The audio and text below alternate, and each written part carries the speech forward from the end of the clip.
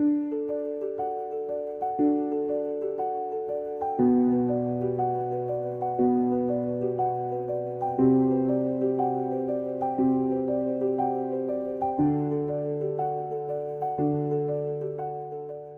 afternoon, distinguished guests, ladies and gentlemen. Welcome to ASEAN Thailand Forum series. Today we are organizing the panel to celebrate the 75th anniversary of Thailand and Indonesia relations. So before we start the discussion, let me invite two distinguished keynote speakers to address their remarks. Ambassador Kasit Pirom, former Thai foreign minister, and ambassadors also currently senior fellow at ISIS Thailand, and followed by Ambassador Rahman Budiman, Indonesian ambassador to Thailand. So please start with the Ambassador Kasit.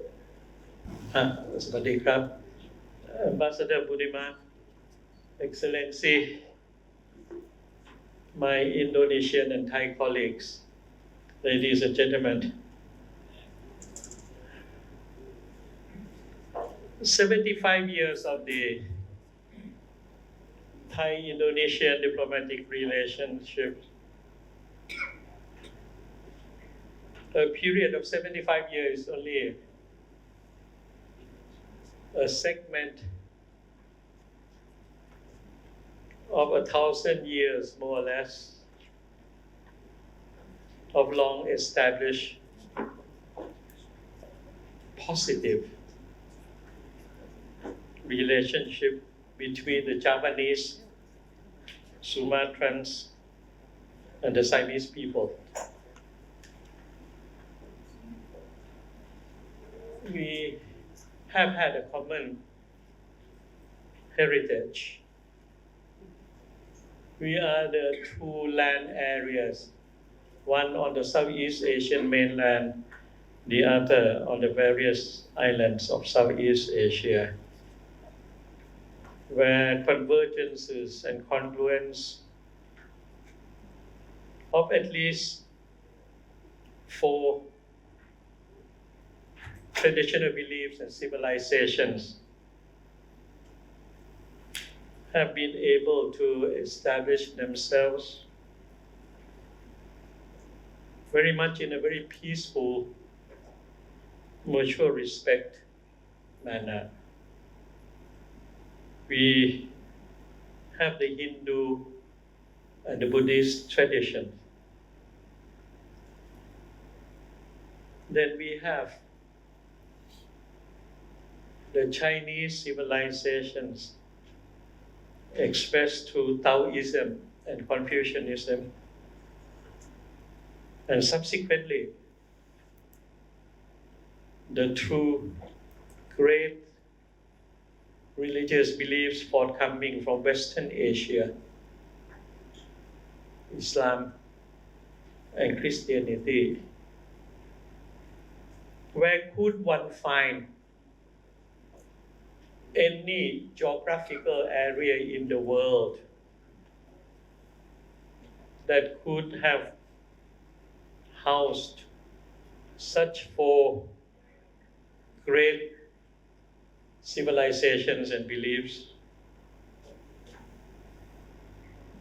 Mutual respect, peaceful coexistence, and great strive for the betterment of humanity. Both Thailand and Indonesia, or Java plus Sumatra, and the various Siamese kingdoms were part and parcel of the Sriwijaya civilization.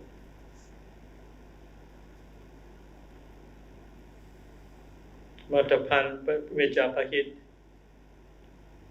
some of the sultanates on Java Island did have diplomatic relations and exchanges. It's not only the exchanges, but the mixture, the amalgamation of music, literature, way of life, beliefs, habits. The Japanese word mungan and the folk play that became a chord play, Panyi, the story of Inao, all of this has become part and parcel of Thai literary world and tradition. The word durian, is an imported word from Java. When I was in Jakarta 20 years ago, more than 20 years ago, we had to rent a house to turn it into a Thai ambassador residence. And as a Thai,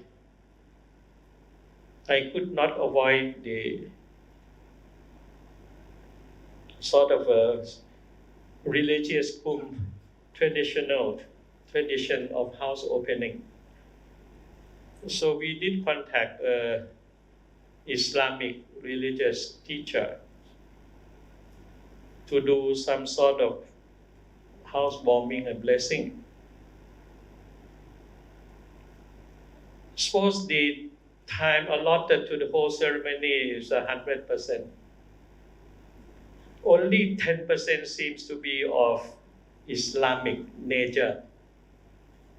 But the other 90% I could identify myself very closely. It's a sort of a Hindu, Buddhist, Brahminism, animism traditions.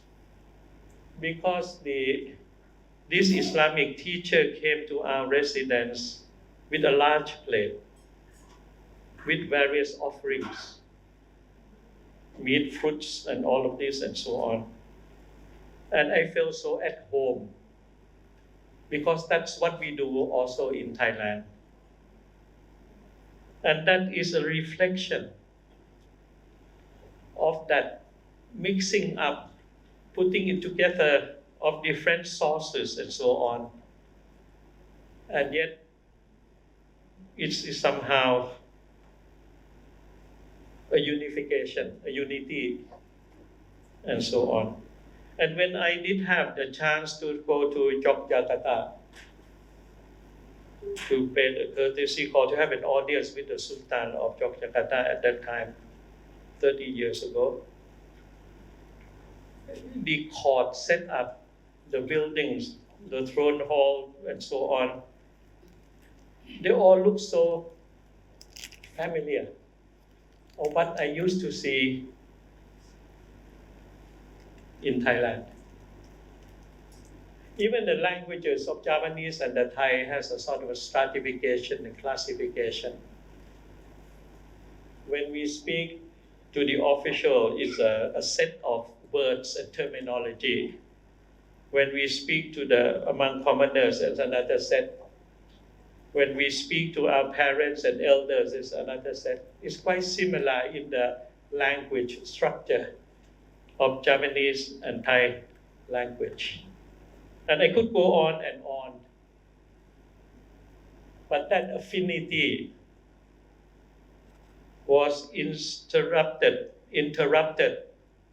at the beginning of the 17th century with the coming in of the Dutch East Asia Company, I think around 1618. So the relationships between the Southeast Asian mainland through the Thai people and the islands of Southeast Asia through the Japanese were being interrupted for more than 300 years. And the kings of Thailand, especially during the late Ayutthaya and especially during the 19th century, or in particular the 20th century, up to the 20th, we did have to deal only with the Dutch administration of Batavia. Independence came. Indonesia became a free, sovereign country again. But it did not look into itself for its own development. It initiated the cooperation and the common future of countries emerging from the age of colonization. The Bandung Conference was being held in 1955, and Thai delegation was being led by Prince Wan Vaidyakorn, the then Foreign Minister of Thailand, a prince. And I think at that time, the expectation that we would be working together hand in hand in the promotion of the dignity, the return of dignity and self-respect to developing countries. But by 1957, there was a coup d'etat in Bangkok. And immediately, Thailand opted to join the free world, became a full-fledged member of the CETO Treaty Organization. And by the way, I was a desk officer of the Permanent Working Group of CETO in the early 1970s until 1975, April the 30th, when we were at the meeting at the CETO building, which is now the headquarters of the Foreign Affairs. We were informed that Saigon had fallen. The reunification of North and South Vietnam, the sovereignty, full sovereignty of a united Vietnam. But that's another thing for another seminar. But the point is that for about 10 years, Indonesia and Thailand took a different path. Indonesia continued with its non-aligned movement. Thailand joined the Western world. But both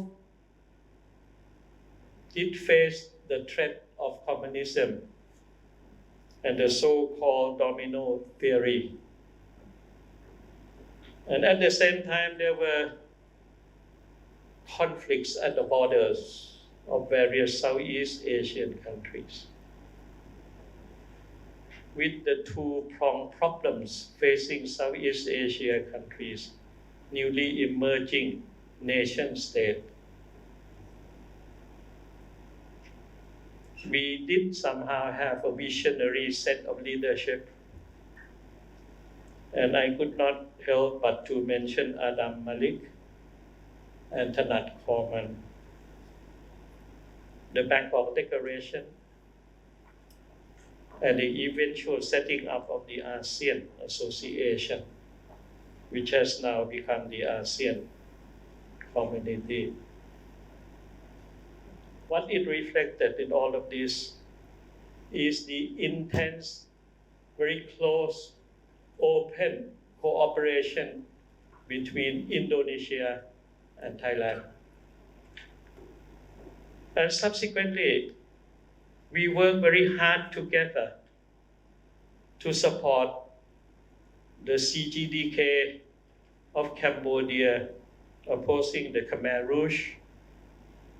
And we were able to work together, Indonesia and Thailand, to lead ASEAN as a whole, to get Vietnam out of Cambodia.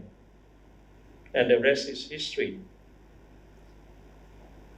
Then we saw the enlargement of ASEAN in the course of the 1990s. Then we worked together to convince the Myanmar military leadership for ASEAN to render assistance post Nagris cyclone. And we did work very closely together to convince the military establishment of Myanmar to really carry out the 7-point roadmap that restore democracy to Myanmar. And now we have before us the unfinished symphony of the 5-point consensus. And it needs the rekindle of the joint leadership of Indonesia and Thailand to overcome the problem in Myanmar, as well as to move ASEAN forward. I just wrote an article published in the Bangkok Post maybe 2 months ago. I think the title was ASEAN in Disarray. And as a lecturer, I'm instructing all of you to go and look at this article of mine. What is the point? The point is my increasing disillusion and disappointment with the current state of the Thai-Indonesian relationship, as well as the current state of ASEAN, lack of cohesion and sense of purpose. And for 75 years of diplomatic relations, should be therefore promoted and celebrated with a need for a new vision, sense of purpose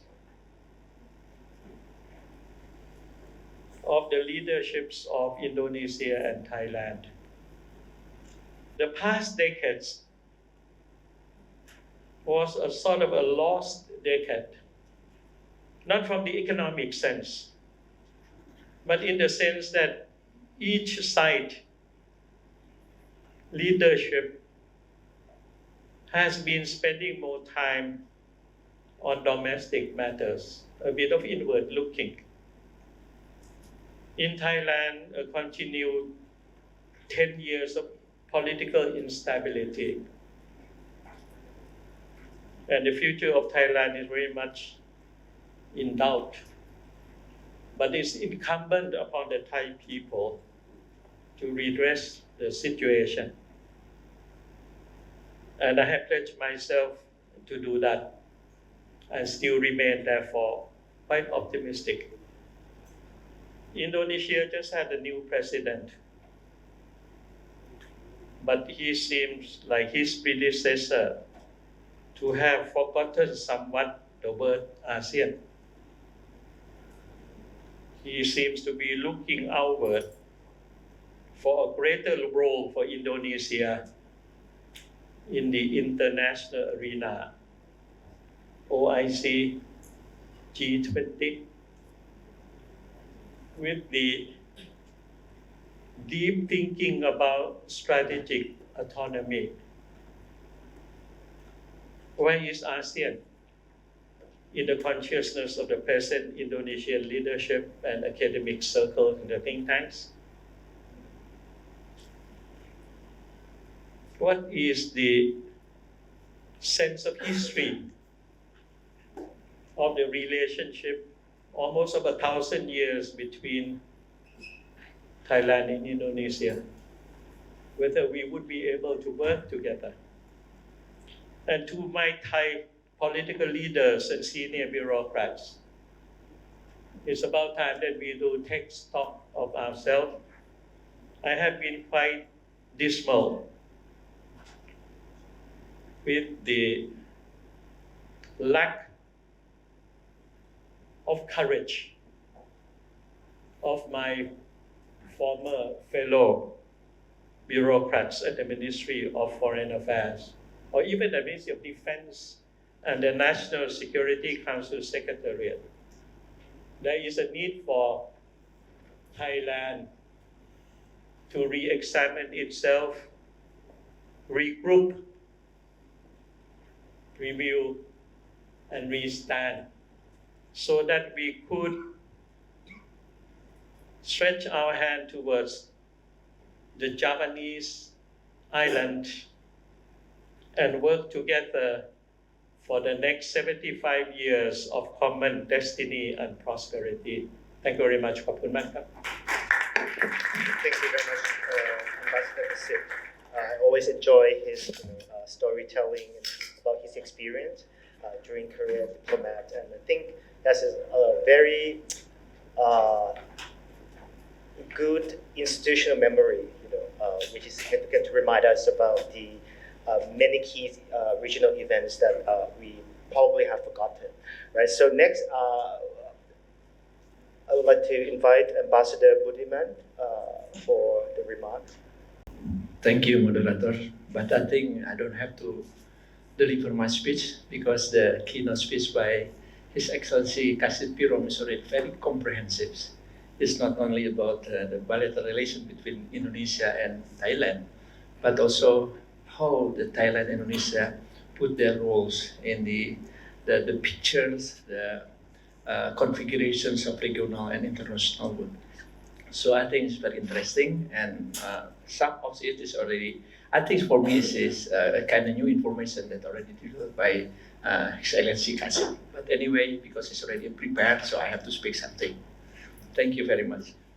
His Excellency Mr. Kasit Pirom, a former Thai Foreign Minister and Senior Fellow of ISES Thailand, Honorable Ms. Saniwan Buaban, members of Thai Parliament and Executive Committee of Thailand-Indonesia Parliamentary Friendship Group, Associate Professor Dr. Prakon Siripak Prakop, the Dean of Political Faculty and Chulalongkorn University, Excellencies, Ambassador, distinguished guests, esteemed colleagues, and also friends, all speakers and moderator. Selamat siang, Sawadee Krap, good afternoon. It is with a great honor and heartfelt pride that I stand before you all today as we commemorate a remarkable milestone, 75 years of enduring friendship between Indonesia and Thailand. Today is not merely a commemoration of a date in history. It is celebrations of relationship built on shared history, culture, and mutual trust. It is a tribute to a partnership that has weathered challenges, embraced opportunities, and flourished across generations.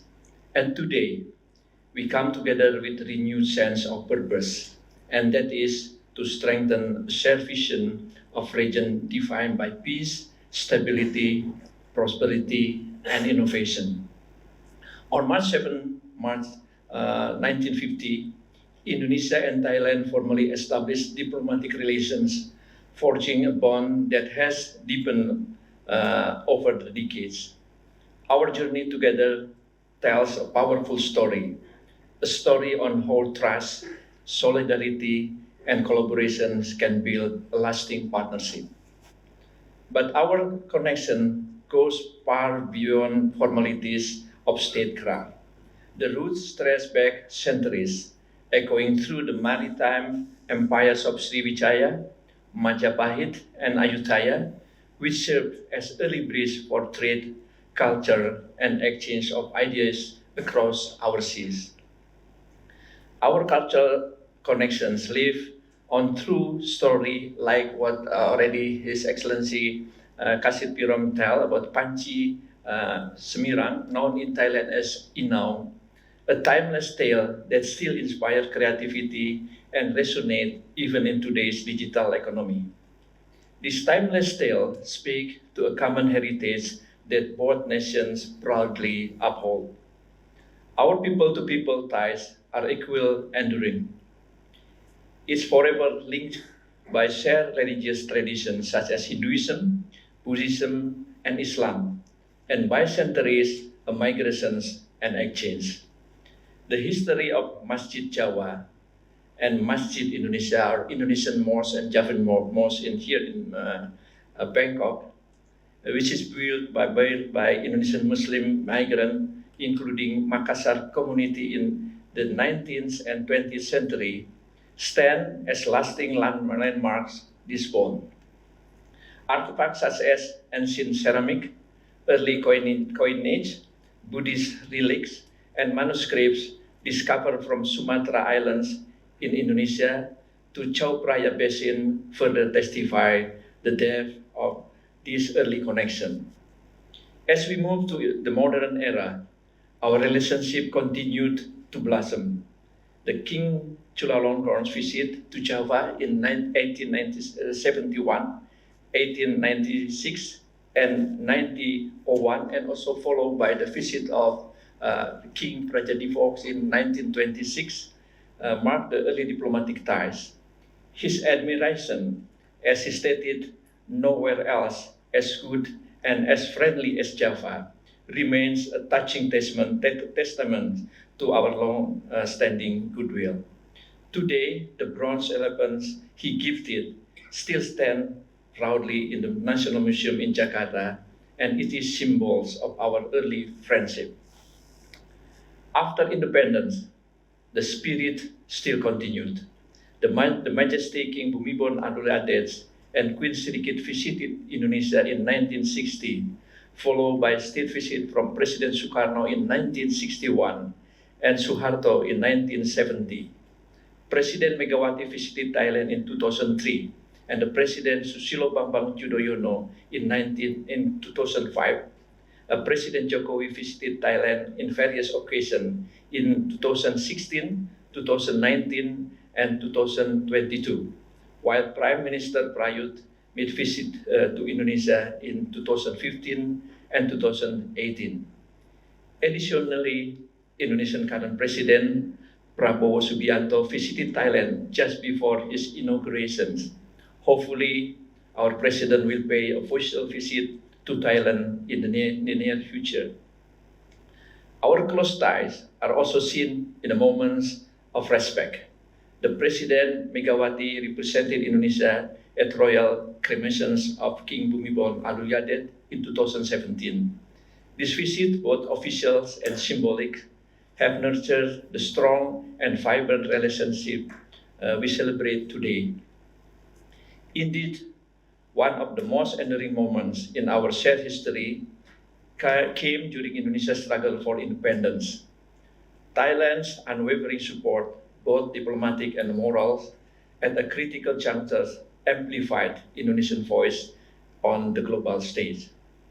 These acts of solidarity laid a resilient foundation of brotherhood that continues to guide our collective commitment to regional peace, mutual respect, and shared progress.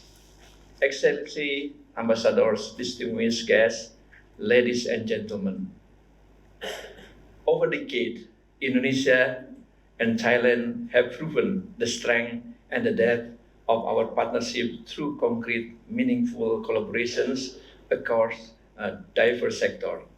In the area of trade, tourism, and investment, our bilateral trades surpassed US $18 billion in 2024, driven by sectors such as automotive, food products, energy, and electronics.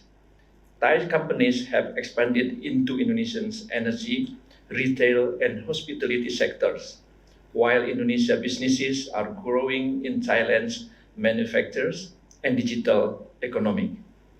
Tourism remains vibrant, with direct flights connecting Thailand to Jakarta, Bali, Medan, and soon Surabaya, facilitating ever-growing people-to-people ties. In defense and security cooperation, regular joint military exercise, defense dialogues, and also cooperations under bilateral mechanisms such as Indonesia-Thailand Security Dialogues, Thailand-Indonesia High-Level Committee, and regional forums like ASEAN Defense Ministers Meeting Plus have enhanced our maritime security, disaster response, and peacekeeping capabilities. In the cultural sphere, initiatives such as Indonesian Cultural Night, the Indonesian Thailand Painting Exhibitions, and Thailand active participation in Indonesian Art and Film Festival strengthen emotional bonds. Shared traditions from wayang and Nang Talung puppetry to classic dance and traditional music showcase the cultural soul we have both treasured.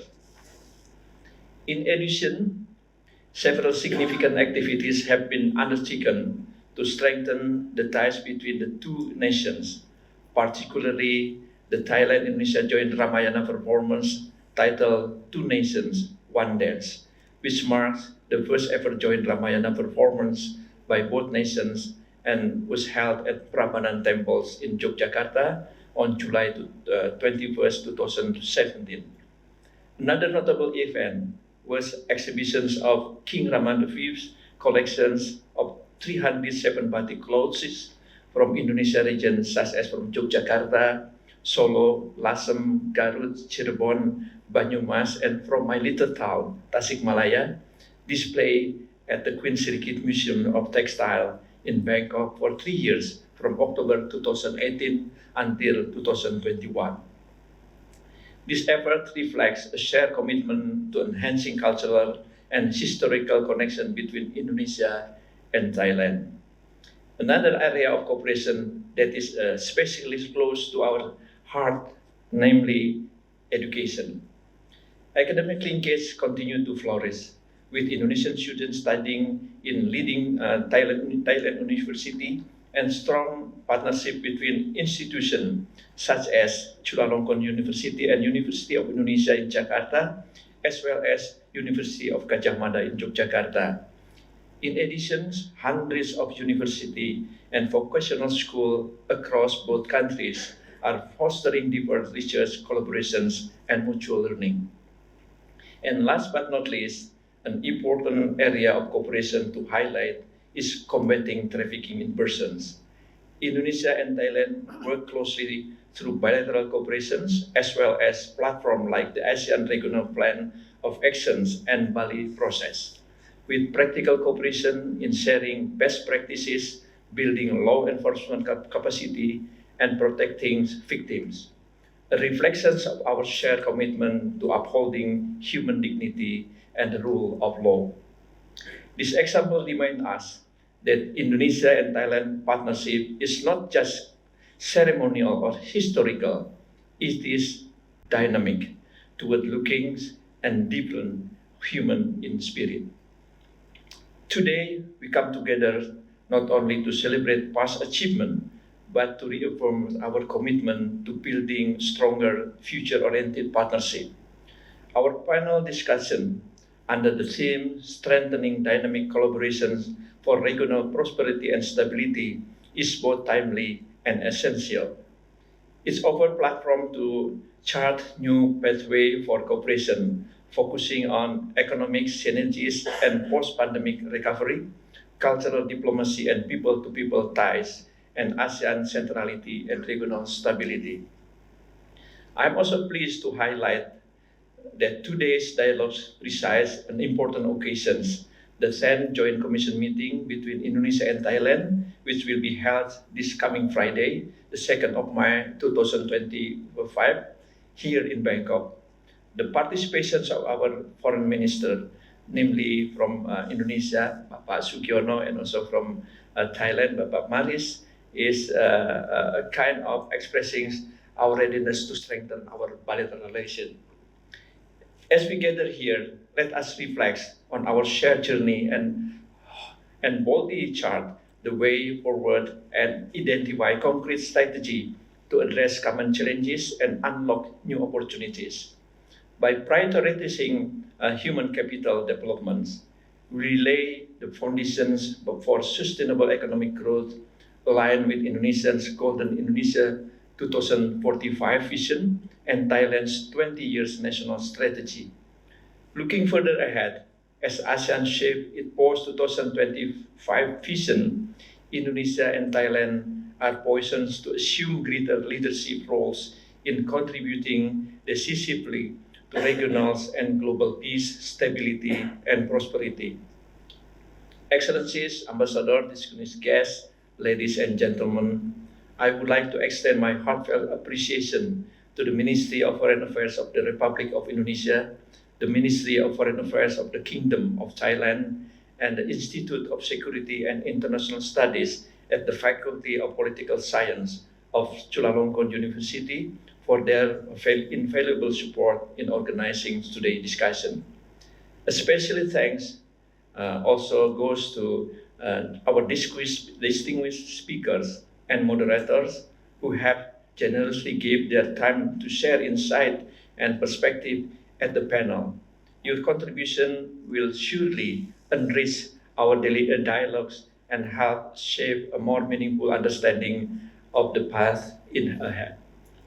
To our esteemed audience here today, thank you so much for being part of this important milestone. Let's today dialogues ignite a new era of ambitions, deeper cooperations, and shared achievement for Indonesia and Thailand. Terima kasih, Kapungkar, and thank you very much. Thank you very much. Thank you, Ambassador Kasit and Ambassador Budiman, for your remark pinpointing our shared historical legacy, cultural heritage in the modern world, the common pursuit and commitment to regional stability and prosperity. So certainly both countries have played a key role as a backbone of ASEAN, especially in these geopolitical uncertainties. We have so much concern about great power, right? Especially in this context. Certainly, great powers are important to us, but perhaps one of the best way to cope with these uncertainties, we probably have to look into our regional factors and collaborations as the way to solve the problem. And we will delve into these variety of dimensions of our relations, cooperation, assessment of the cooperations, ideas and suggestions from our expert panelists here. So let me introduce them first. To my left, Dr. Sriwijaya Nathalang, Professor in International Relations, Political Science Faculty, Thammasat University.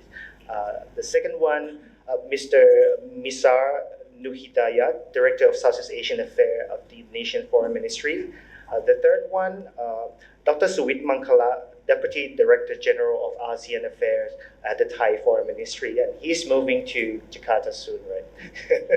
It's still the secret, but you have reviewed him here. So last one, Dr. Amelia Joanne Ripka, sorry, I was very difficult to pronounce. Live, a chair of the master program at Universitas Pelita Harapan in Indonesia. Thank you very much for joining us. So we'll have less than 2 hours. So in the first round, each panelist will have around 10 minutes to sort of give us an overview, and assessments of the relationship. In the second round, we probably have around 5 to 8 minutes to wrap up. And the third one, the third round, about 30 minutes for Q&A. So perhaps without further ado, we'll start with Mr. Nudiyat Misa for the assessments of the relationship between Thailand and Indonesia, please.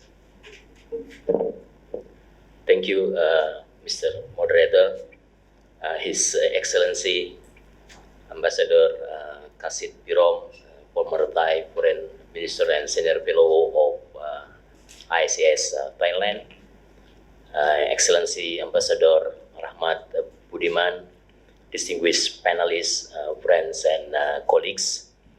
It is indeed an honor for me to be here and speak about the relationships between Indonesia and Thailand. Of course, when President Prabowo outlined on his inauguration speech, among others, talk about his vision for foreign policy. His Excellency President Prabowo specifically highlighted the notions of good neighbor politics, meaning that signified his pivot and attention towards the growing importance of Indonesia's neighbors and reinforces the imperative for close cooperation, mutual respect, and collaborative solutions among regional partners. And indeed, Thailand is one of the Indonesia's key partners. It is reflected that Thailand currently has amongst the top trading partners and also the key investors to Indonesia. Both Indonesia and Thailand are founding fathers of the ASEAN regional organizations, and continue that both are willing and commit itself to be the backbone of the ASEAN centrality. Nonetheless, as any good and healthy relationships is a relationship that is managed, fosters, and growing. You cannot just take a good and healthy relationship for granted. In this aspect, in a way, or one thing that we need to work on. Ladies and gentlemen, our last official visit from the head of government has been long overdue. And despite having bilateral modalities or mechanism, our last one was held in 2018. And as this year we celebrate the 75th anniversary of Indonesia and Thailand diplomatic relations, we are now moving towards to a more closer and prosperous relationship between the two. As Ambassador Rahmat Budiman mentioned, in a couple of days we are going to have the 10th Joint Commission meeting between our two foreign ministers, and we really looking forward to use this occasion to craft a more closer and more strategic relationship between Indonesia and Thailand.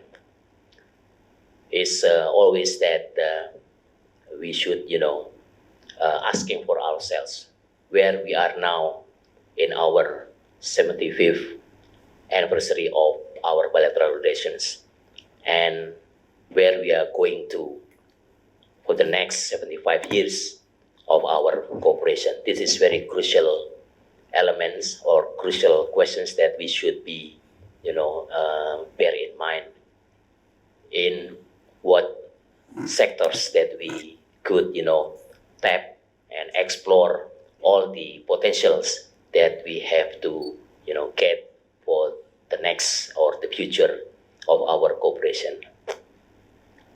On that note, last year, the Ministry of Foreign Affairs, in collaboration with the Royal Thai Embassy and Foreign Policy Community Indonesia, we held a gathering.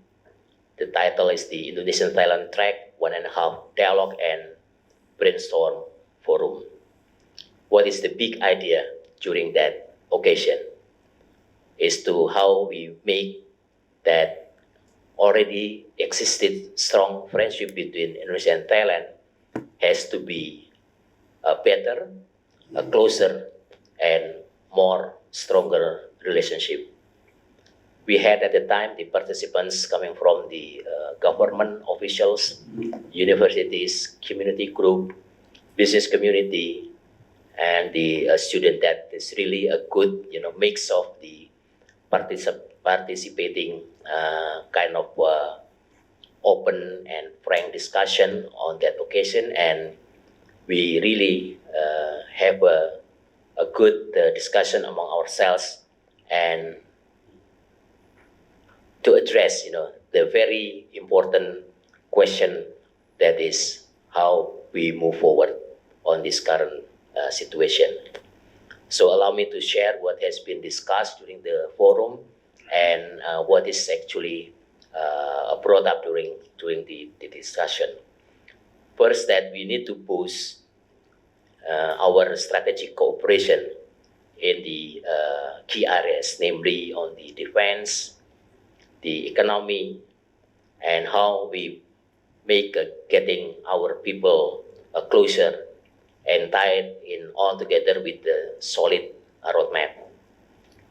And to make sure we are on track, our leaders need to get together using the existing modalities of our bilateral cooperation. We have the GCM, and we have also Indonesia-Thailand Security Dialogue. We have also in our pipeline the Joint Trade Commission, which is we are hoping that this would be realized in the very near future. And I think with regard to the cooperation that we have been achieved so far, many of the, I think the potential sectors should be, reactivate their working groups to enable them to review what is the current cooperation and what is actually target that being the to be achieved in the long run. Right now, those meetings aren't happening enough, and that means that we are not seeing as much as progress that we have, achieved actually. Even though, like I mentioned before, that we have the now currently the GCM and the Indonesian Thailand Security Dialogue. Furthermore, it is also important for both Indonesia and Thailand to work closely for the common interests of both nations as we face uncertainties and challenges in the global situation right now. We have, identified, for example, how in the context of political and security, we could have more, robust cooperation derived from the existing right now. As Ambassador Rahmat also mentioned, we have the, cooperation on our defense, also in our legal or law enforcement agencies. But the challenges is a very, at a high stake right now. For example, we observe the hiking numbers of cases on the transnational crime issues in our region. We are appreciated and thankful for the cooperation rendered by the Thailand authorities when we return our citizen back to Indonesia. Rates of, I think, 600 Indonesians who are victims of the trafficking and the online scamming that is really become the major threat in our region. So what next? I think with regard to these transnational crimes, especially misuse the digital advance. So I think we have to work more on this issue. Yeah, and on the energy security, we've seen, the volatility on geopolitics also impacted to the region, also in the context of our bilateral relations. We've seen the fluctuation of the energy prices because of the open conflict, not only in Ukraine, but also in Middle East and the other parts of the world. I think this is our also common concern. And of course, on the modalities that we have now, we should also, could identify further and what is actually on the bilateral context we could do to contribute the peace and stability, not only in the region, but also globally. And still in the political and security, we see in our own regional, in Southeast Asia, we have our neighbors, for example, in Myanmar, which is, we appraise the efforts by Thailand government to contribute to seeking the permanent solution for the peace and stability in Myanmar.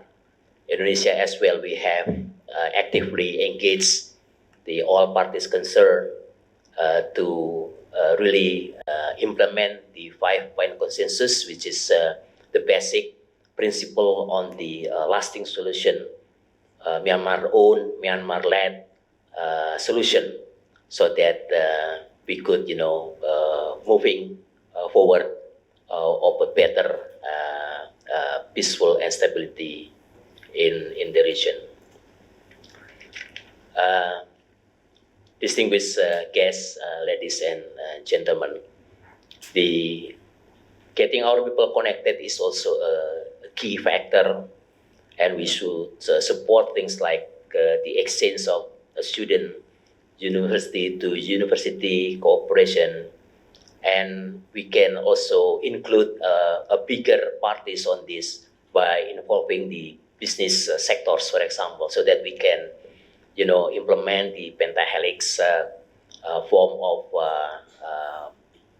system or mechanism to make a better suit the need of business community and the supply of the what kind of human resources that we could,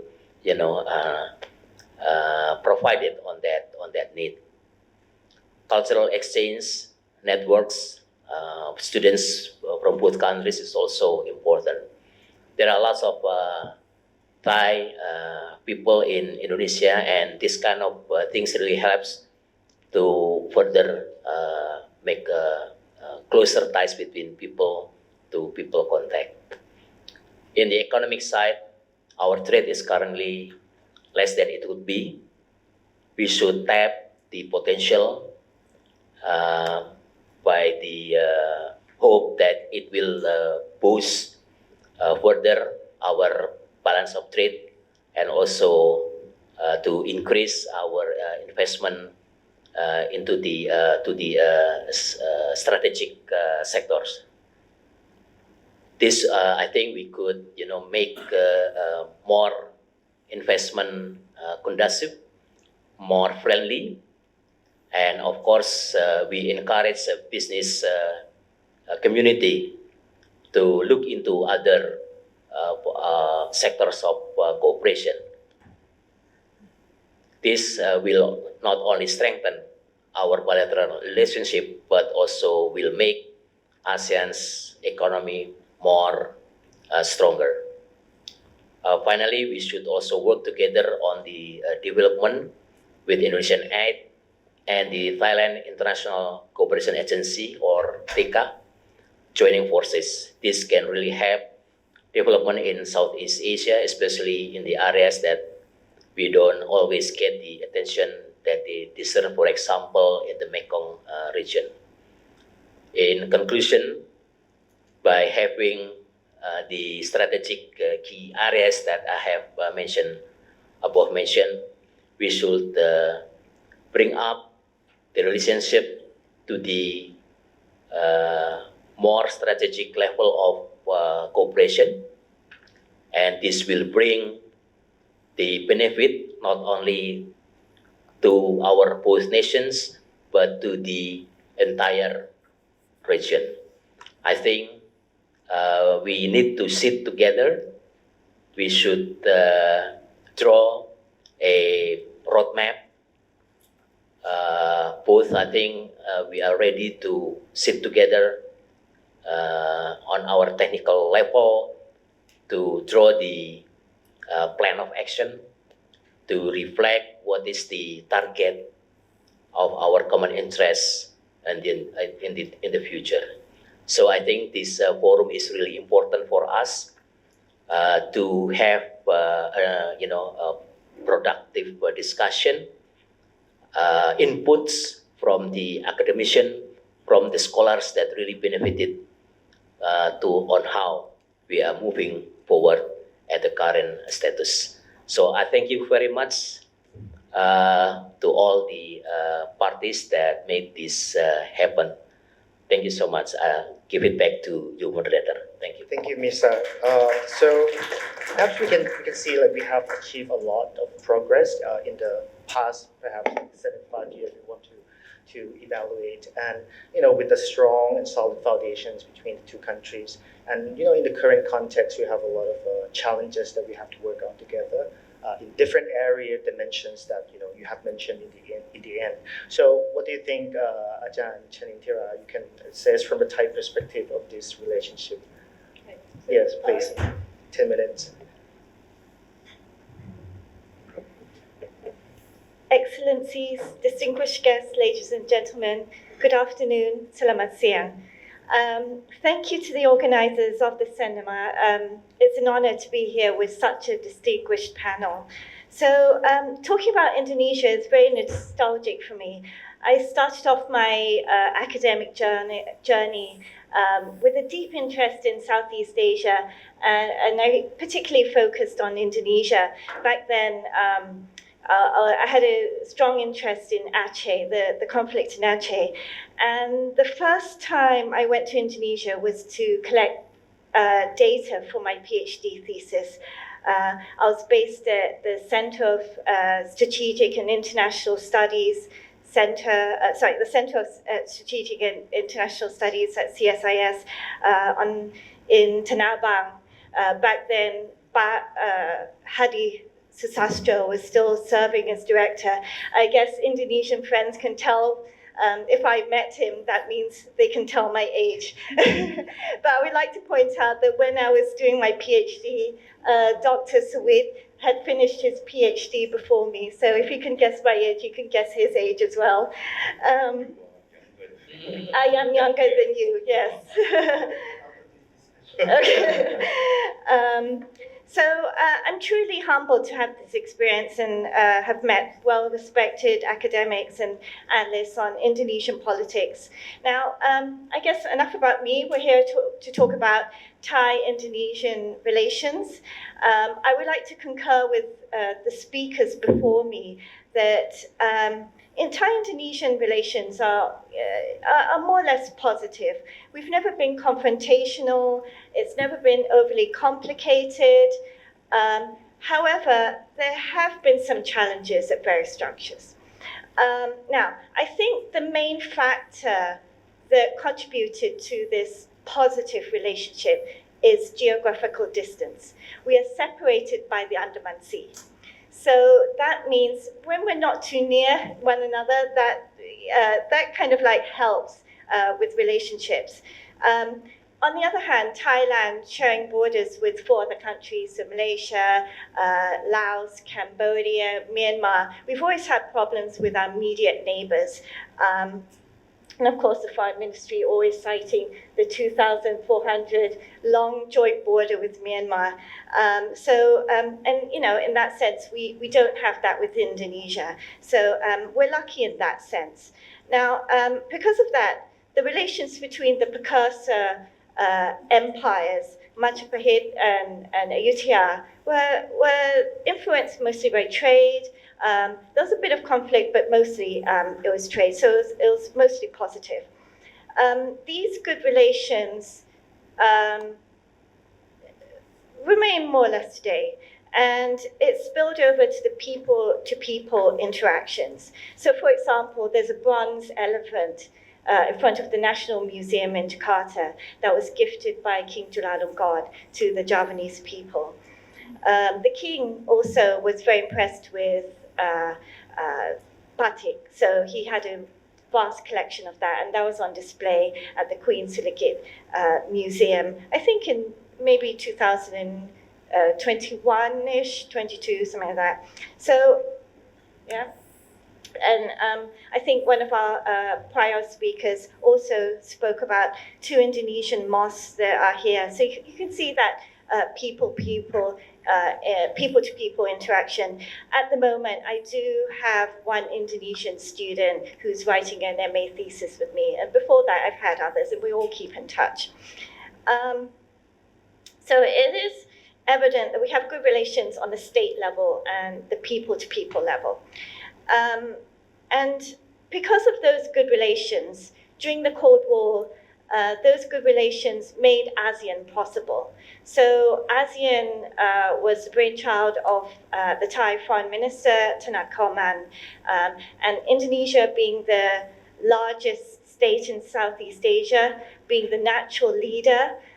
Of course, we had to consult Indonesia first, so Tanat Kauman proposed this idea to the Foreign Minister of Indonesia, Ali Alatas, and the two believed there was a good idea. Back then, we had intra-regional tensions between the Philippines and Malaysia, between Malaysia, Singapore, also Indonesia, Malaysia, but there wasn't that tension that exists between Thailand and Indonesia. So it was because of those good relations that made ASEAN possible, and the growth of the regional architecture today still stands. However, as I mentioned, geography was that geographical distance helped us nurture these good relations, but distance can also be a double-edged sword. So geography can shape threat perceptions. So usually states, they are more concerned about security challenges nearer to their border rather than further away from their border. Now, because we're separated, Thailand being a part of mainland Southeast Asia, Indonesia being a part of archipelago Southeast Asia, sometimes our threat perceptions did diverge somewhat, and that complicated, regional strategies towards regional problems. So, for example, like today we're dealing with Myanmar. Thailand has one perception, Indonesia has one perception. This is because of distance. We're closer to the problem than Indonesia, or even the South China Seas. Thailand would probably act as a bystander to the conflict, while Indonesia is closer and more involved with the problem. So distance has that double-edged sword effect on relations. Another problem that I would say kind of complicated our relations somewhat was strategic culture. So Indonesia has been a long-standing proponent of the non-aligned movement. It has a long-standing commitment to free and active foreign policy. And I think that's in contrast to Thailand's position. We're like bamboo bending with the wind. We like to bend with the dominant power. So, obviously, we like to be aligned with the dominant power. So during the Cold War, it was first the US, and then eventually China towards the late 1970s, and that has developed since the 1970s. So an example of this, these two factors interplaying with one another that affected or complicated our standing towards regional problems, I think was the outbreak of the Third Indochina War in 1978. So that's when Vietnam invaded Cambodia. So as a frontline state, Thailand was concerned. Thailand wanted to bring in China to have a more active role in this. Of course, China had strategic interests in Cambodia and keeping Cambodia away from the Soviet camp. Indonesia, Malaysia didn't want that. They didn't want any external powers, so hence the Kuantan principle. However, because we've had good relations back then, Thailand, Indonesia managed to talk things out, and eventually Indonesia backed our strategy, and so it appreciated that we were the frontline state during the Cold War. But eventually Indonesia got to play its role in the Jakarta informal meetings that occurred in the late 1980s, so 1988 to 1989. So moving out from the Cold War, today we are still facing challenges, different challenges from the Cold War, but still facing regional challenges. So there's geopolitical tensions, the trade war, US and China decoupling. Also, we have regional problems. So the South China Sea is still there. Myanmar crisis is still there. So there's a lot that we can kind of like collaborate, cooperate, and deal with together because we're facing these problems together. So one of the new problems is that 6 of 9 Southeast Asian countries are targeted with much bigger than expected tariffs, right? So between 32 to 49%. So Indonesia and Thailand included, we're in the 30-something mark, right? So even though there's a 90-day pause on these tariffs, ASEAN was quick to convene a special meeting on the 10th of April, if I remember correctly. They created a task force to monitor the situation. So we did come together as a group. Also, individual countries are sending their individual teams to negotiate with the Trump administration. So I think it's natural that since the emergence of the modern nation state, the states tend to put national interests before regional interests. I think you can see that. I think it's pretty evident in a lot of problems we're facing in the region, whether it's Myanmar or the trade war, but at least we have that option of coming together and have that regional effort. I think the main question is, how can we close that gap between national interests and regional interests? How do we retain the relevance of the regional order and ASEAN? And I think that's where we can work together, Indonesia and Thailand, to deal with these regional and global problems together. Okay, and on that note, I'll hand it over to you, Paul. Thank you very much. So perhaps I think I have chosen the right persons who have experience with Indonesia firsthand. Since she was young. She's still young, but so we can see we have probably the very issues that we have discussed in academia.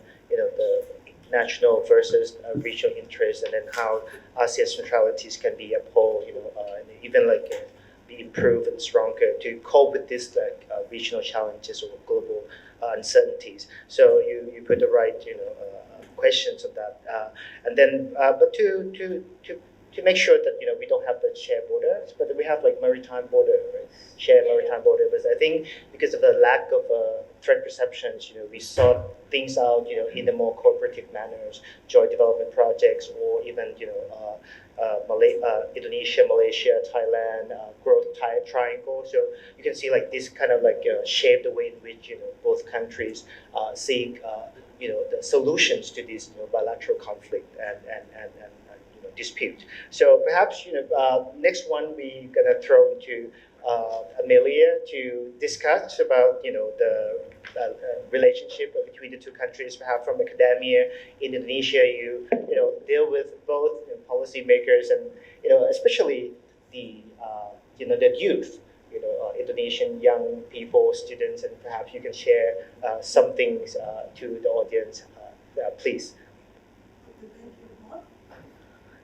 Am I audible? Yeah. Okay.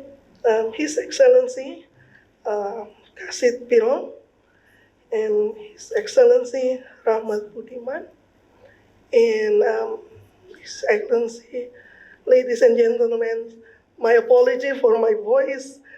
Yesterday I completely couldn't speak at all, and today this is the best I can go. So hopefully, can be understood. Thank you. I'm not really actually talk about the youth response to this event, but a kind of preparing what our youth, younger generation can build up after this very important historical moment. I'm a historian by training, so my approach to this talk is mostly as a historian, and this is also my intellectual responsibilities. When I prepare for this forum, I just realized when you teach students about Southeast Asia, you always teach them, people need to understand Thailand, to understand the mainland, and understand Indonesia. Then you have a complete idea about Southeast Asia. This is two giants of Southeast Asia. However, since we are celebrating the relations, I was shocked by myself. I cannot find any good academic work that really talk about the history of the relations. We talk a lot about, the long legacy, go back to Sriwijaya, but can we name one work, good historical work, that focus on the engagement of the two giants of the region? So I want to do it very briefly. As a historian, if we take the diplomatic relation as the focus, I want to divide the relations into 4 historical time. So, the first one,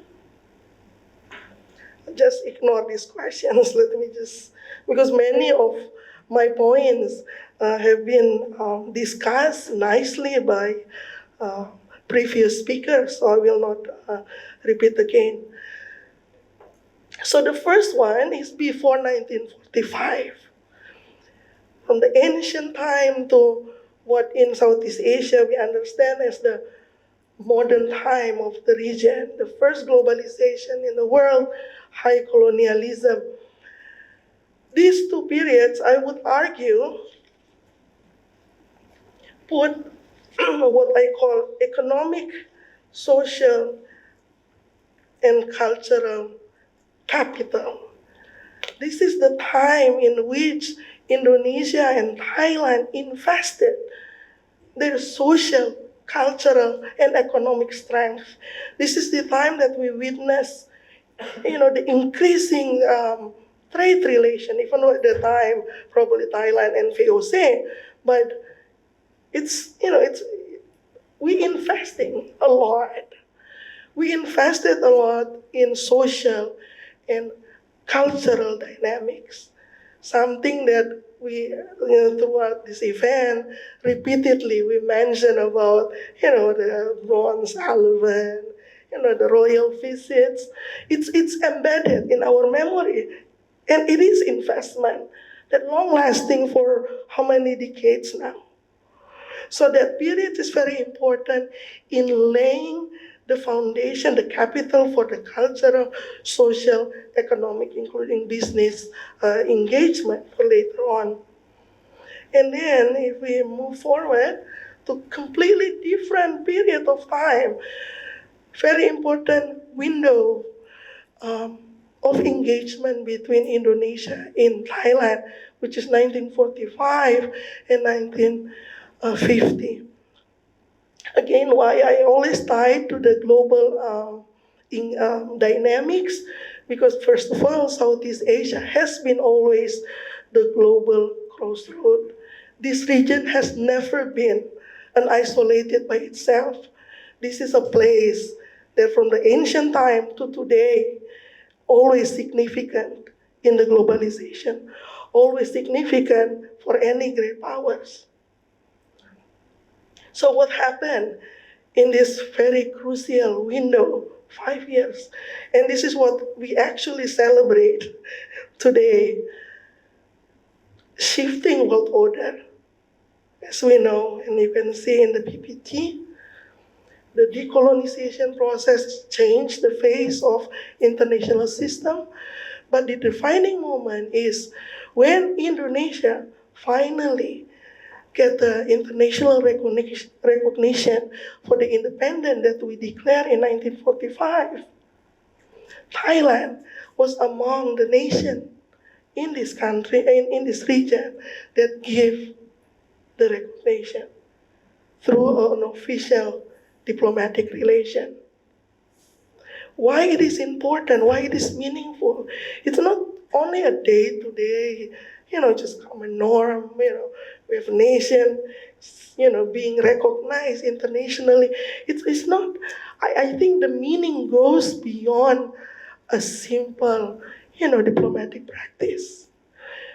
It's a choice and a moment in which both countries, Thailand actually, by giving the diplomatic, open the diplomatic relation officially, tell the world we are together in this new international system. And what does it mean? It's deeper than what we thought, because by having this international recognition, now Southeast Asia has these two giants.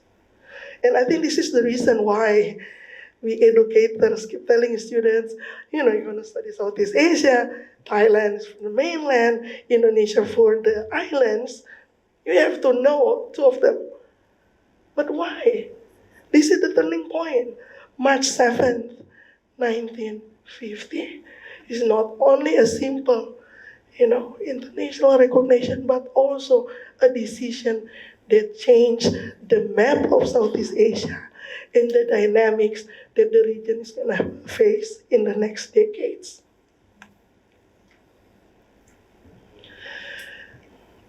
The next period is pretty long, 1950 to 1999. Why I didn't put 1991, the end of the Cold War? Because I want to see if we can retell the history of the world from the region point of view. And thank you, Chan, your work actually is very influential in this. 1999 is the time in which ASEAN is able to bring all states of Southeast Asia into ASEAN.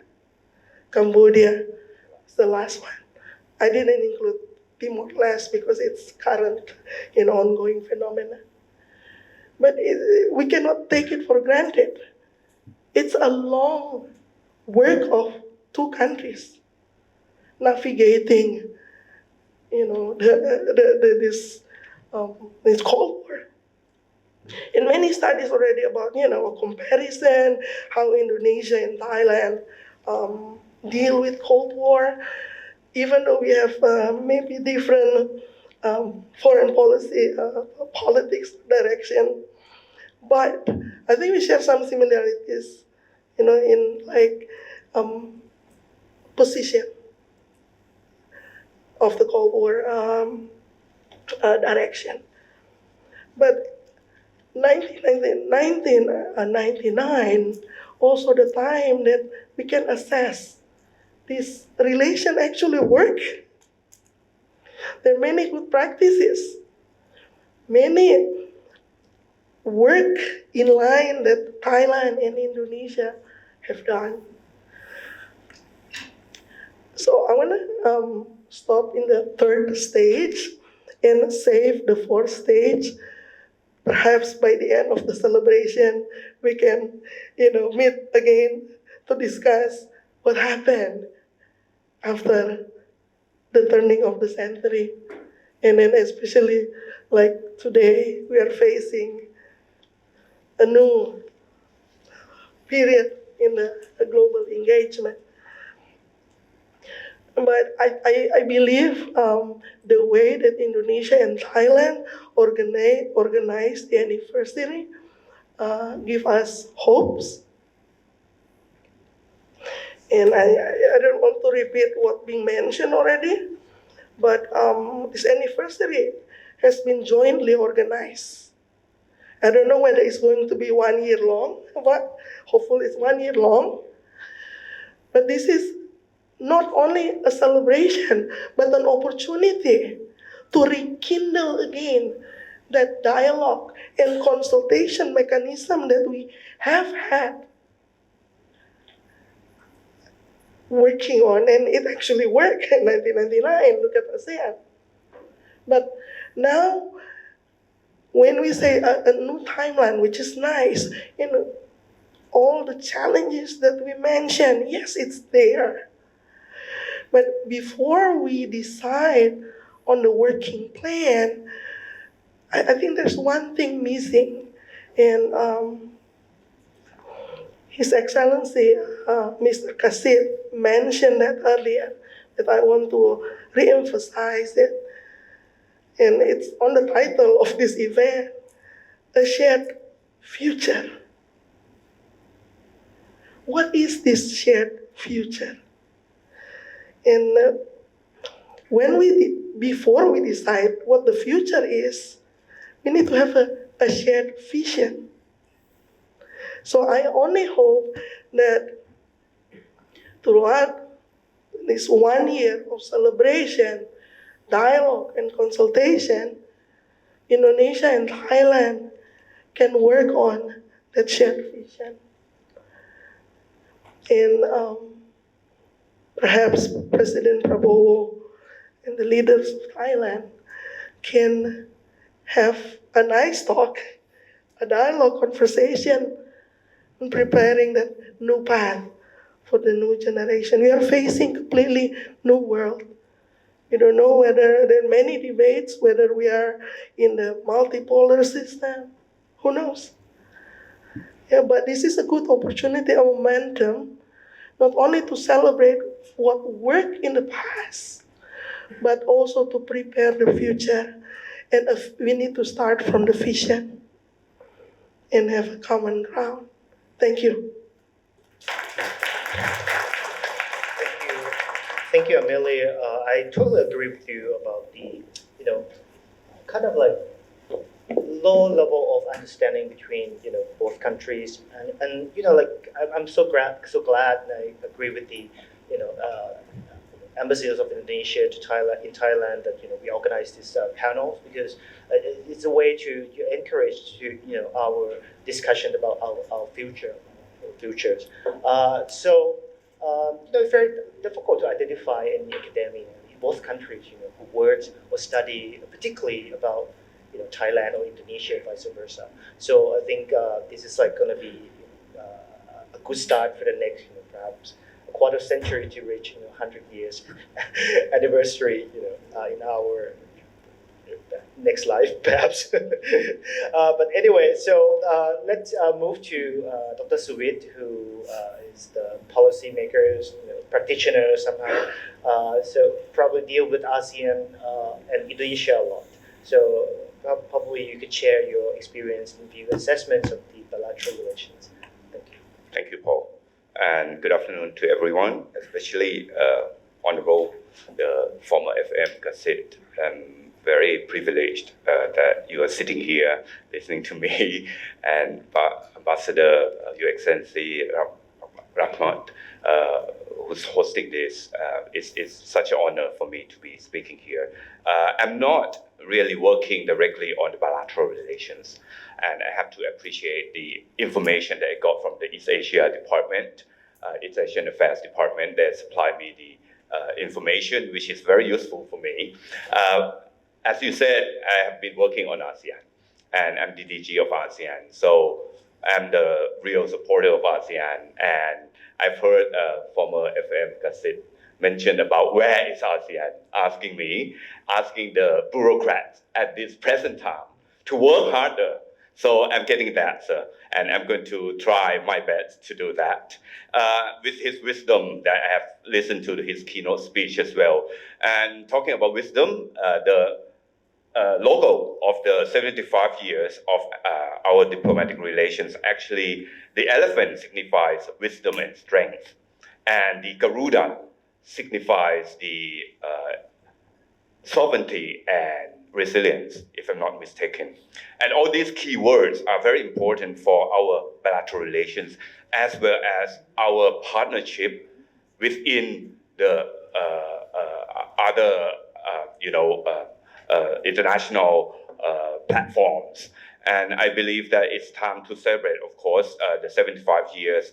But I think looking at the track record over the past decade, it's been 12 years since the leader of Indonesia visited Thailand, or the leaders of Thailand visited Indonesia. It's been long overdue. So I hope that Your Excellency Ambassador can work hard together with Bart here to make sure that it happens very soon. Probably straight after the JC, which is going to take place on the 2nd of May. And that's been 7 years of the foreign ministers meeting with within this joint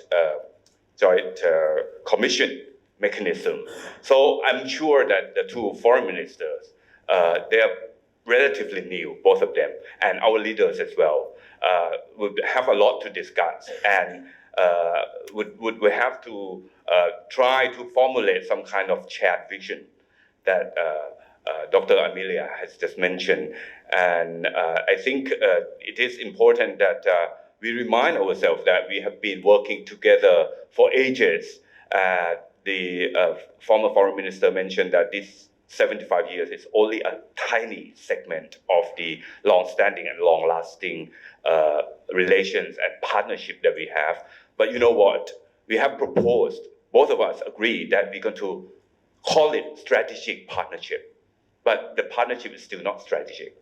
And it has to be more strategic. And it's not time to wait. It has to be strategic now. And if try to mimic the nomenclature that is used by ASEAN, it's called comprehensive strategic partnership. So we can jump, from partnership alone to comprehensive strategic partnership straight away. So that's what I would be trying to recommend here, even though I'm not working directly on the bilateral relations, and probably my colleagues at the East Asian Affairs Department probably doesn't agree with me. But I try to put the hat of the academic here as well as I'm joining this panel. Now, if you're looking at the information that I've got, that Indonesia's diplomacy has a history of being a pioneer of change, part of solutions, and bridge various differences. This coincides with what Thailand has been doing as well. We call ourselves agent of change, so we want to be a pioneer of change as well. We are going to represent voice of reasons, and that's also to bridge various differences. And we are the real doer. We want to make sure that it's translated, whatever we say we want to do would be translated into the tangible outcome, and that's part of the solutions. So basically, our diplomacy go hand in hand. And if you look at the legacy of what Indonesia has been doing, I have to appreciate this. The Asia-Africa Conference in 1955, the Bandung Spirit, I think no one has mentioned about this, but this is very important for the South-South relation and to make sure that the non-aligned movement is going on, and kept in track. And even though non-aligned movement vis-a-vis bamboo bending is something I'm not going to discuss about this, but I think it's the act of balancing that both Indonesia and Thailand would want to do and join the leadership. Talking about ASEAN, sir, 1967 was the year that, of course, we mentioned about this already, the birth of ASEAN, and Indonesia and Thailand were both the ones who initiated and pushed forward and worked throughout, these many years to make sure that ASEAN is strong enough. Lately, just earlier this month, UNESCO has registered the document, the archives of ASEAN birth, the ASEAN establishment as the memory of the world. So we have to celebrate that as well, along with the 75th anniversary. Another highlight that I want to say that Indonesia has legacy is about its initiative of the archipelagic state concept, which is globally recognized in the UNCLOS 1982. So Indonesia has been working very hard and trying to make sure that it continues its leadership in the maritime domain, and it's a maritime state by itself. So this is something that we need to be highlighted. We need to highlight together. Lastly, but there are many more, but I want to mention this AOIP, the ASEAN Indo-Pacific Outlook on the Indo-Pacific, which was adopted by the ASEAN leaders in 2019 when Thailand was the chair. And actually, behind the scene, even though we were the chair and the document was adopted then, it was Indonesia who tried to work on this together with Thailand. And we did work together and had a leadership for our own vista on the strategic landscape in the world when we have this Indo-Pacific concept emerging in the world.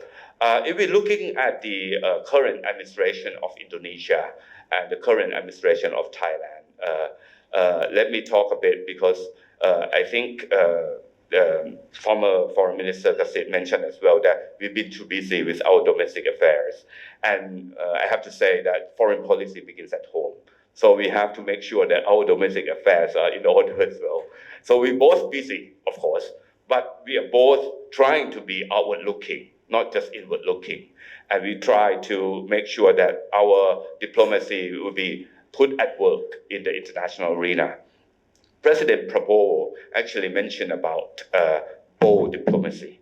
Bold diplomacy means we have to engage with the great powers, even though they are fighting, they are in conflict, they are having some kind of trade wars, technological war, or even trust war. I call it 3T wars.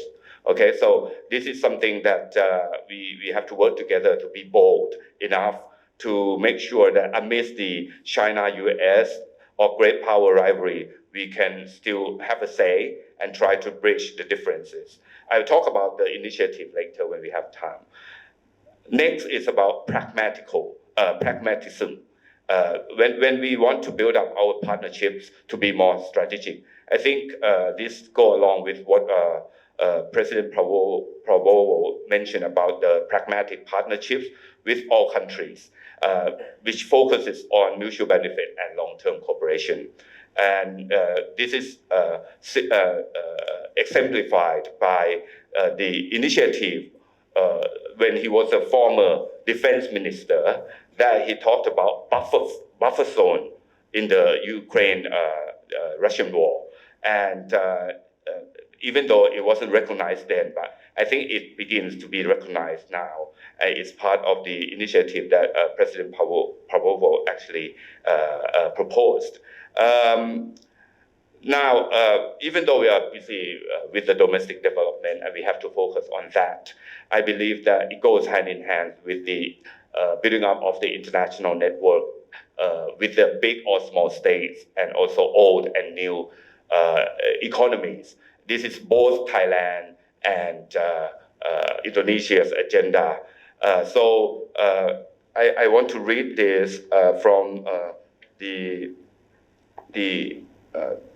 transcript of the press conference by Foreign Minister Sugiono.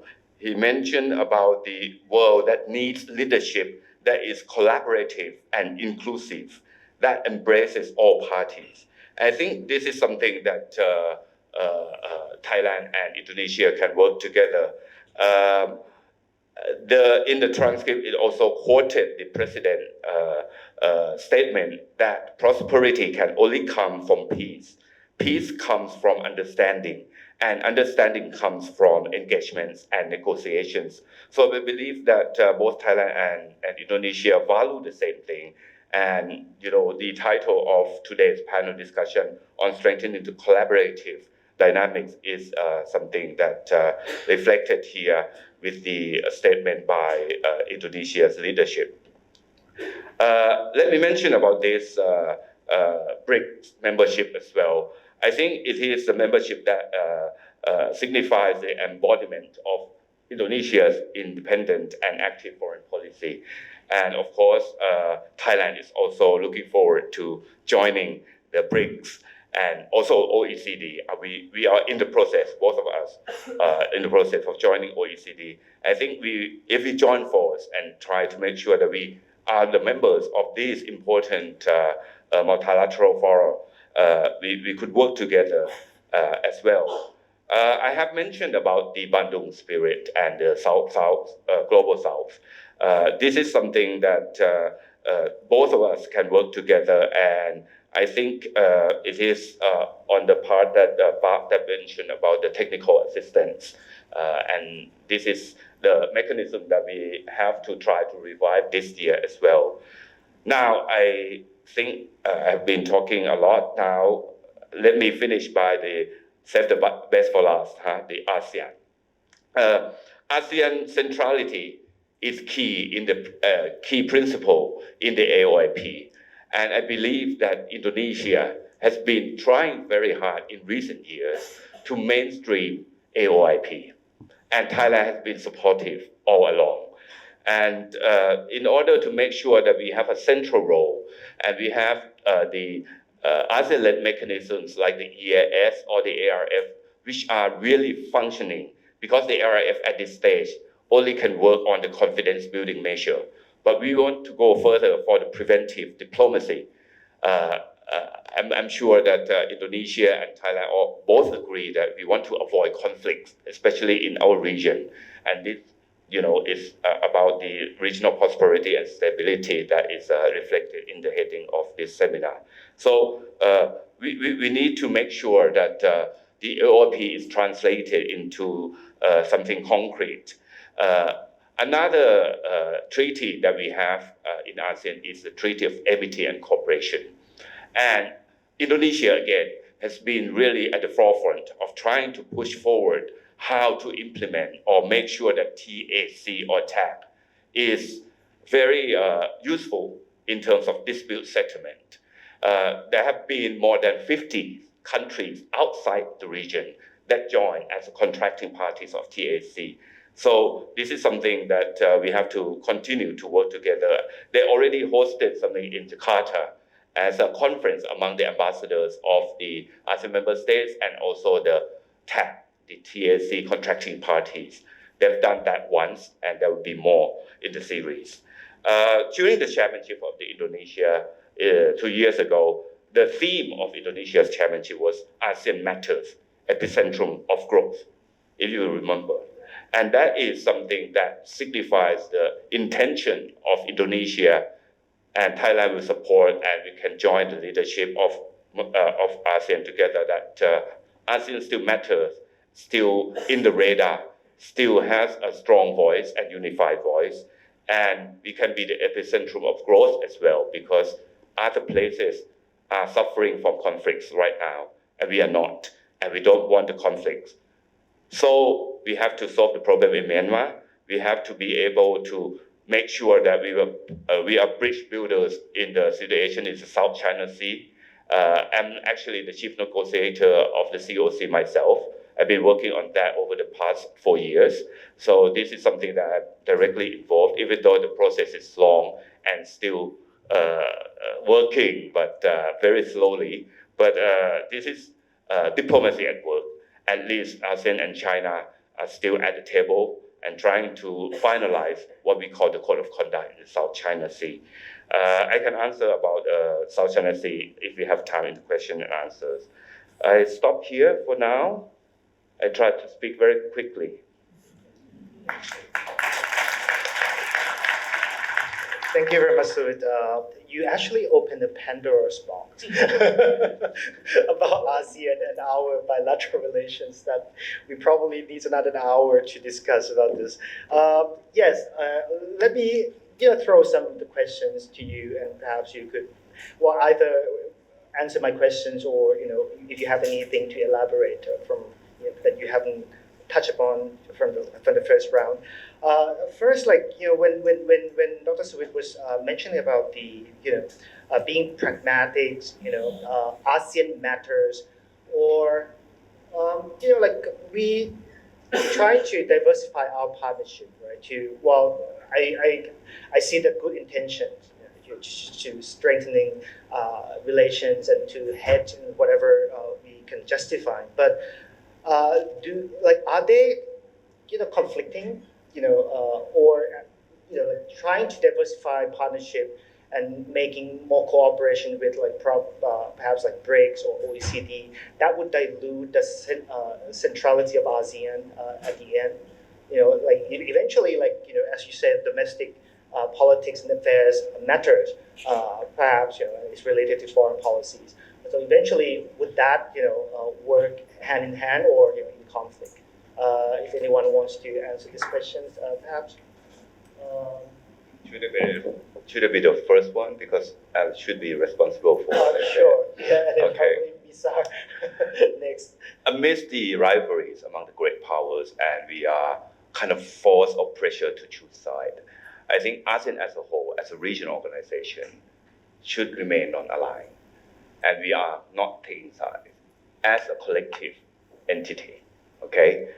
Individually, we can maneuver and try to do whatever bamboo bending or a la carte foreign policy or whatever you call it, but to serve the national interest. But we have a collective regional interest to preserve and to make sure that we try to work together. So I believe that this where we have to make ASEAN credible, and in that way we have the ASEAN centrality at work. When we talk about other fora, a lot of frameworks do have ASEAN member states as members. Some have the whole the whole group together, and we can speak with one voice in those fora as well. So this is something what I wish, it might be quite wishful, but it's not unpragmatic in a way if we are trying to ensure that the ASEAN centrality would be put into practice for real. I have looked around the table, and I think some of our colleagues here will be continuing working on ASEAN, even for the chairmanship in the future, in the near future. So I think they can share their vision as well. But this year, for example, we are going to adopt this ASEAN Vision 2045.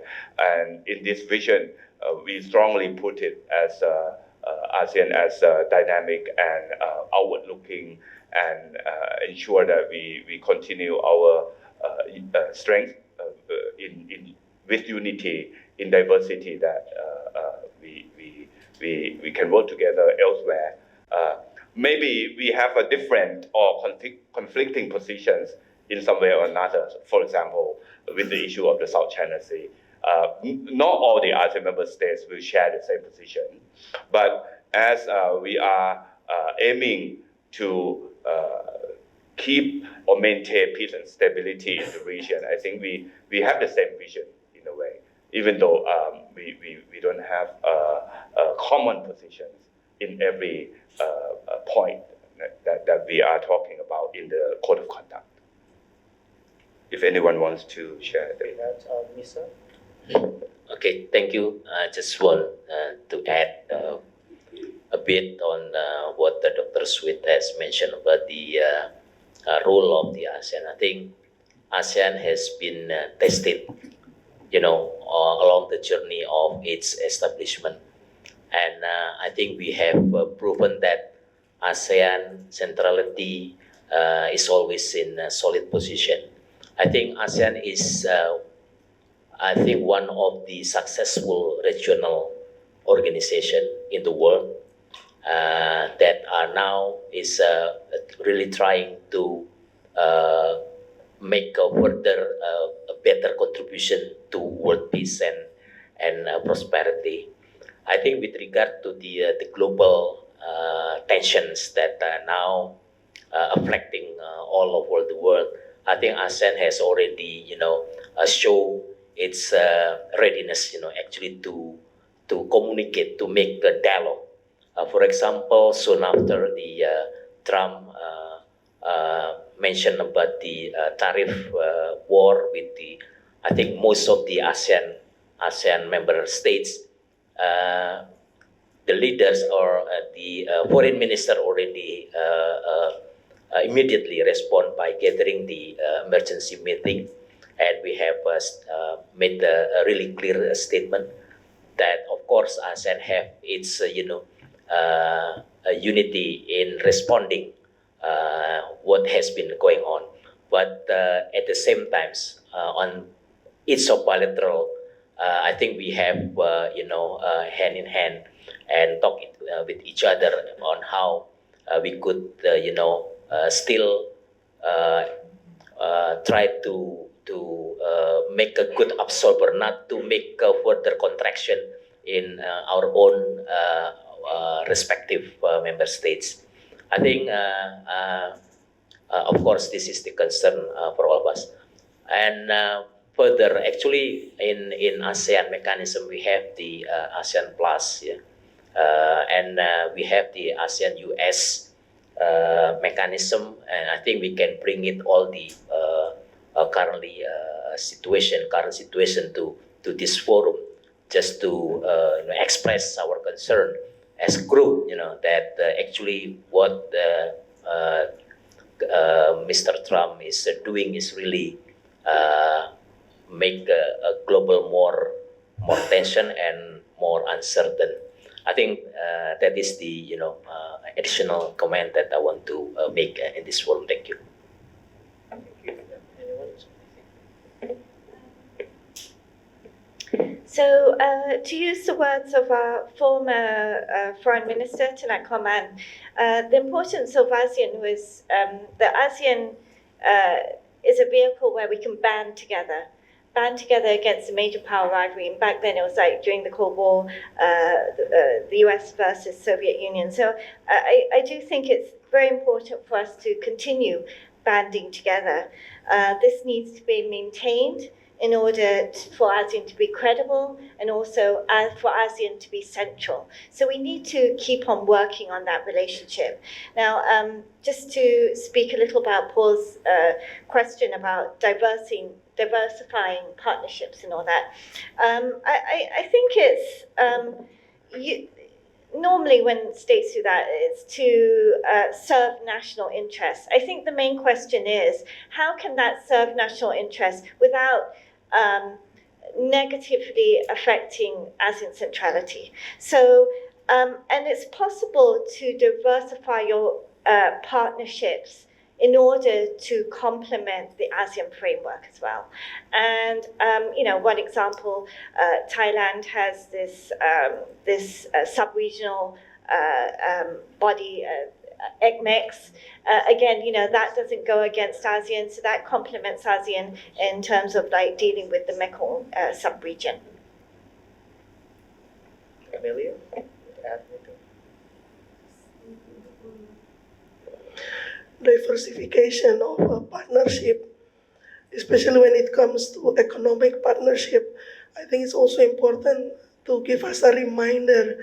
It's not that there's always a risk to use economic instrument for political balancing purposes. Because at the end of the day, economic partnership is something that you can calculate if does it work or not. How far we want to jeopardize the opportunities or challenges or loss for the sake of political interests like balancing. So I think in the area of economic partnership, we can work together to do a very careful calculation. Because if, economic market has different logic, I believe, and we need to listen to the market more carefully. That's all. Okay, thank you very much. Perhaps the next one that I just pop up in my head, like when I was listening to Misa, presentations about regional challenges that have been diversified in recent decades, and apparently that we don't really talk about terrorism anymore, or even piracy. Now we talk about scam centers, human trafficking, and those kind of things.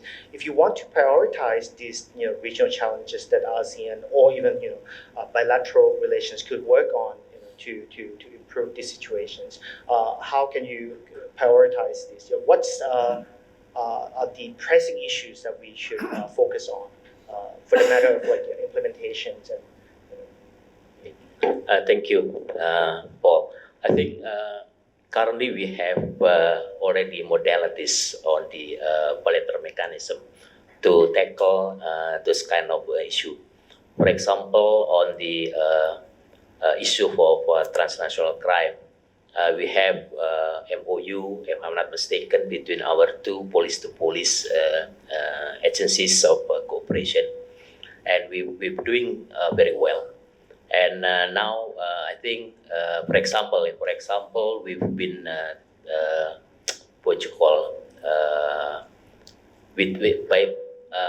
with the basis of the mutual legal assistance. For example, we return back, the person sought, which is caught in the Indonesia to Thailand. That is the concrete one.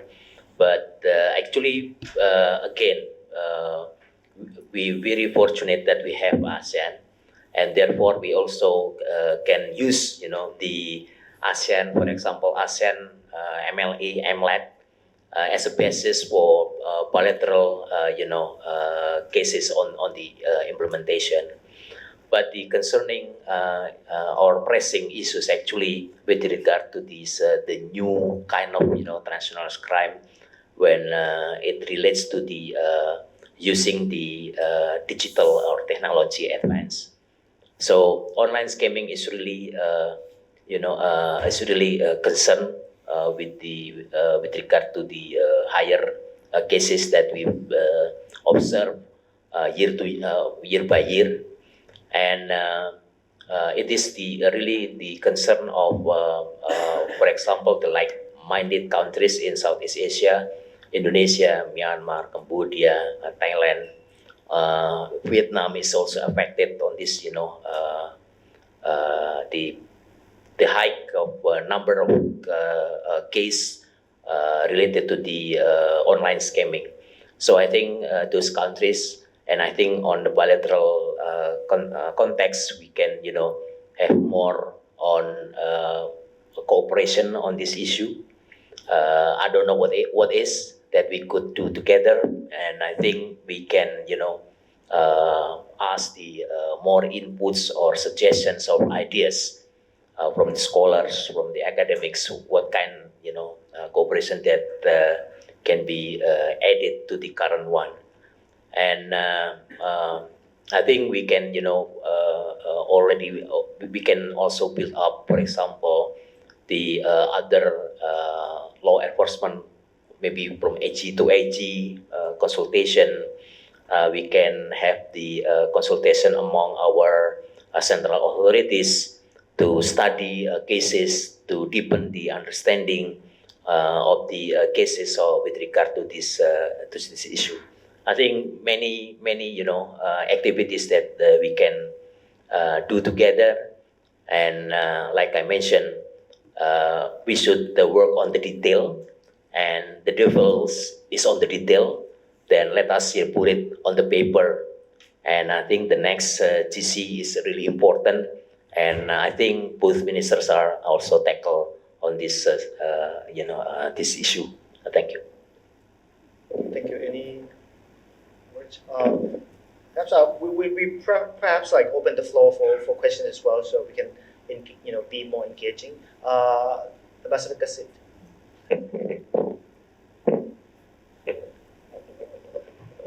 Sorry to intervene, but I had to say 2 points. Just 2 weeks ago, I was at a meeting with Chok Seng of Brunei, whom I known for almost 50 years as a personal friend, as an ASEAN colleague. I also met George Yeo, Pak Hassan, Mati Nagagawa, Hamid, former foreign minister of Malaysia, and so on. We have known each other for decades.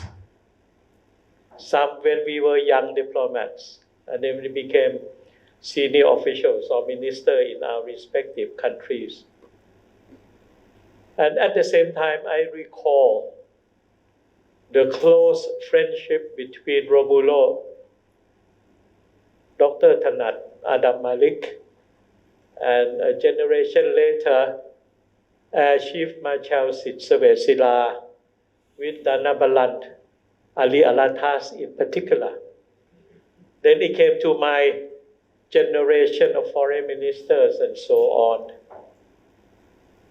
And throughout all of this is the continued friendship, both at the official and personal level.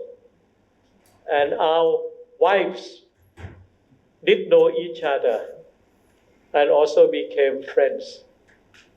But I have been observing that the past 10 years, there is that formality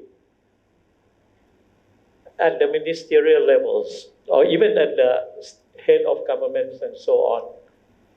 But what was lacking was the human touch and the human rapport. And at the same time, I'm sure that the draft vision for ASEAN 2025, drafted by the DGs and the senior officials, including Dr. Subit, would be an excellent piece of paper. but it would not go anywhere because of the clear lack of political leadership, sense of purpose, and togetherness. Unless and until the political leadership of ASEAN, of the 10, plus Timor-Leste, come together, then all the papers, declarations, and so on will become a reality. But otherwise, a question of decorations and photo sessions. But as long as political leaders are not personal friends and professional politicians, it would be very difficult indeed. And so in that sense, we have to urge the political leaders to really come together. First at the bilateral relations, Indonesia, Thailand, and together at the regional level. This is coming from a very personal experience as a young diplomat. I was director of the Commerce and Industry Division of the ASEAN Department. I joined the Foreign Office in 1968, a year after the inception of ASEAN. My life has always been with or by the side of the ASEAN development. So I was operating from the inside out more than anything else. And at the moment, I'm also at the side of the ASEAN with the ASEAN Parliamentarian for Human Rights and also the Amity Circle of the Temasek Foundation. So I have not been away, but looking into the ASEAN circle, that first name call would be very important. A glass of wine and maybe a cigar in the hand, and the gossiping of the wives about their husband behavior should be a part and parcel of that ASEAN familyness that has to be rekindled and be brought back. That's the first point. Second, what would Thailand and ASEAN should be doing?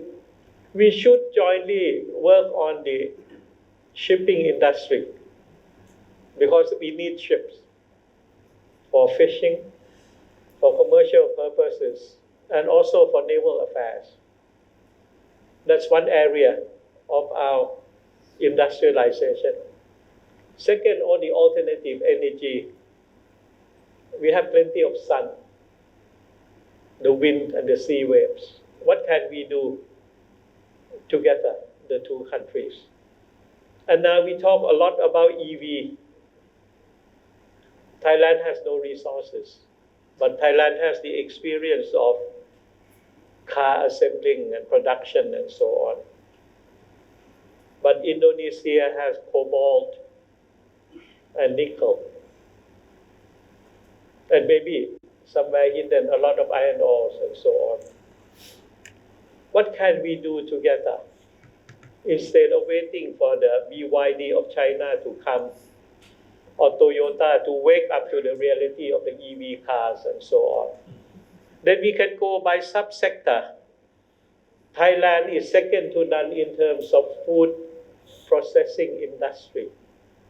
And Indonesia has always been short of food for the people because of its island composition.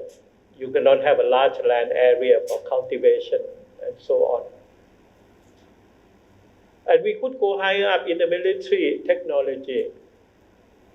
We have learned about the progress of Turkey and Iran on drones as a weapon. But why not drones also for commercial, for agricultural uses? I was ambassador when I was very much part and parcel, and most probably if I could recall, the signing of the barter trade between Indonesia and Thailand. 2 aircrafts by Habibi, I think C-135, and 10,000 tons of rice from Thailand. The 2 aircrafts produced in Indonesia are still being used by the Ministry of Agriculture and Cooperatives of Thailand for emergency situation and for rainmaking, which we are also very advanced, as started by the former king, His Majesty Rama IX. So if one were to sit down and really examine what are the possibilities and why we need to work more and more together bilaterally and also within the ASEAN context. Because since the 3rd of April of this year, we have come to the conclusion that we cannot keep on relying on G7 markets, or even the leaders of the BRICS, China and Russia. They will be too busy with other things among themselves, cutting the throats of each other. So it's time for Indonesia and Thailand to take the leadership of ASEAN. We have to look inward. We have to have the ASEAN internal development of all sectors. And we have to work, therefore, bilaterally together and to lead, I think, the ASEAN community as quickly and as much as possible. Of course, instability in Thailand because of the political situation. But above the political fray, there is an institution that is very stable, very outward looking since the 13th century. In the 15th century, 16th century, we sent a diplomatic delegation to France. And King Chulalongkorn made many trips to Europe. And in 1833, we concluded a bilateral treaty with the United States of America as two independent sovereign nations. And in that sense, why not? But we need a really leadership. And I think President Subianto Prabowo is doing that. But what would be the message to the Thai leaderships, or even an audience with His Majesty, the King of Thailand? And we cannot wait anymore. The challenges is too much for us. We are being overwhelmed. But we need to have some short time to take stock and work together for the two countries and for the ASEAN at large. Thank you very much. Thank you very much, Ambassador Basit. Especially the leadership and the questioning you might have, domestic leadership to project the regional leadership as well. But anyway, do you have any questions? Let me collect two. Any others? So start with the two first. Ladies. Good afternoon, Achara. I'd like to share a few stories as a commoner, perspective from a commoner. About the people, about the informal history, about the informal narrations. I remember when I was covering the finance ministry beat, I went to the Bank of Thailand, and then I saw a big Garuda, wooden Garuda. I don't know where it is now, I haven't been there. So that's the first time I know this is Indonesia. So, and apart from the formal perspective, we have civil society that have close relationship. They are working side by side alongside the ASEAN track. For example, if you look at the diplomacy, I remember when I cover, when I accompanied the late foreign minister Nit Pibutsongkram to Azerbaijan. I heard that Indonesian diplomats helped Thai diplomats in soften the wording in the OIC. Back then, it's about Deep South thing. So we are not members, but we are observers. Thanks to late Foreign Minister Surin. So Indonesia, Thailand are very close, but we have not heard about it so much. And look at the current situation. Maybe people know about Christie, Anthony, Ginting, or Ati, or Siti, more than the name of the president or prime minister. Vice versa.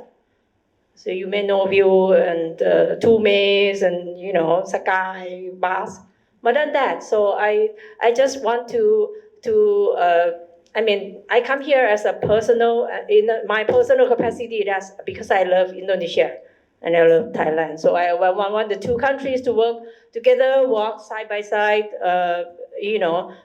And don't forget that Indonesia is the first biggest. The biggest GDP now. Not the first, Singapore and Indonesia. Thailand used to be the second largest economy in ASEAN, not anymore. Thailand is the third now. So, and you talk about ASEAN quite a lot. Maybe people nowadays, they don't know that the secretariat is located in Jakarta. So that, it explains a lot, So I just want to share a little story here. Thank you. Thank you very much, Achar.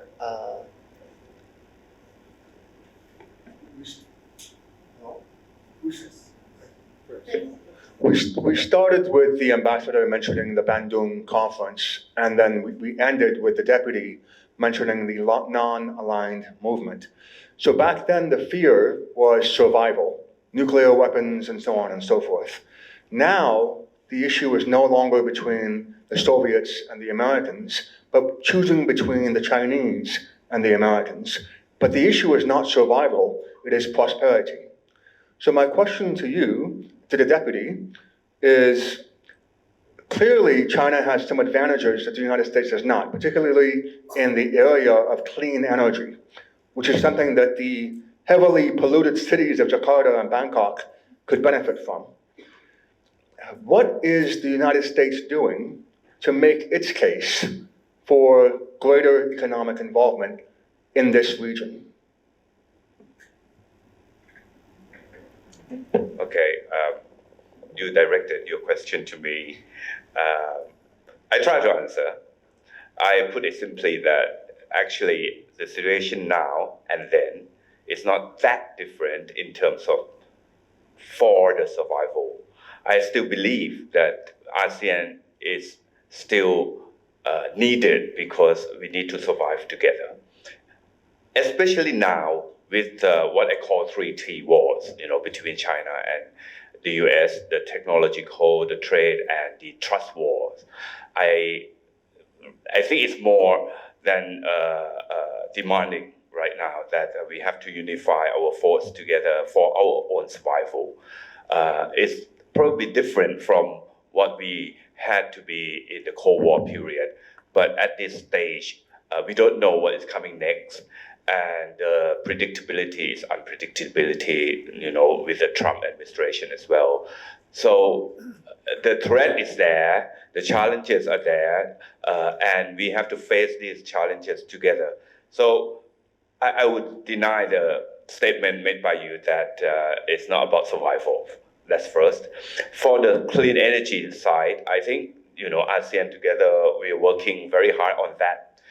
We do have in Jakarta, apart from the secretariat of the ASEAN, we do have the ASEAN Energy Center, which is working as a secretariat of the sectoral bodies called ASEAN Energy ministerial meetings and senior official meetings, trying to work hard together on the alternative means, sources of energy.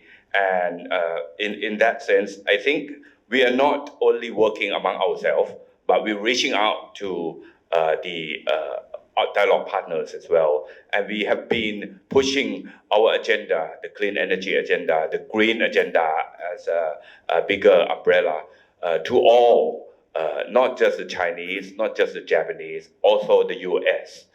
But with the unpredictability, with the cutting off of a lot of things, both bilaterally and with ASEAN as well, we just had the recent ASEAN-US dialogue, which is at the senior officials meeting.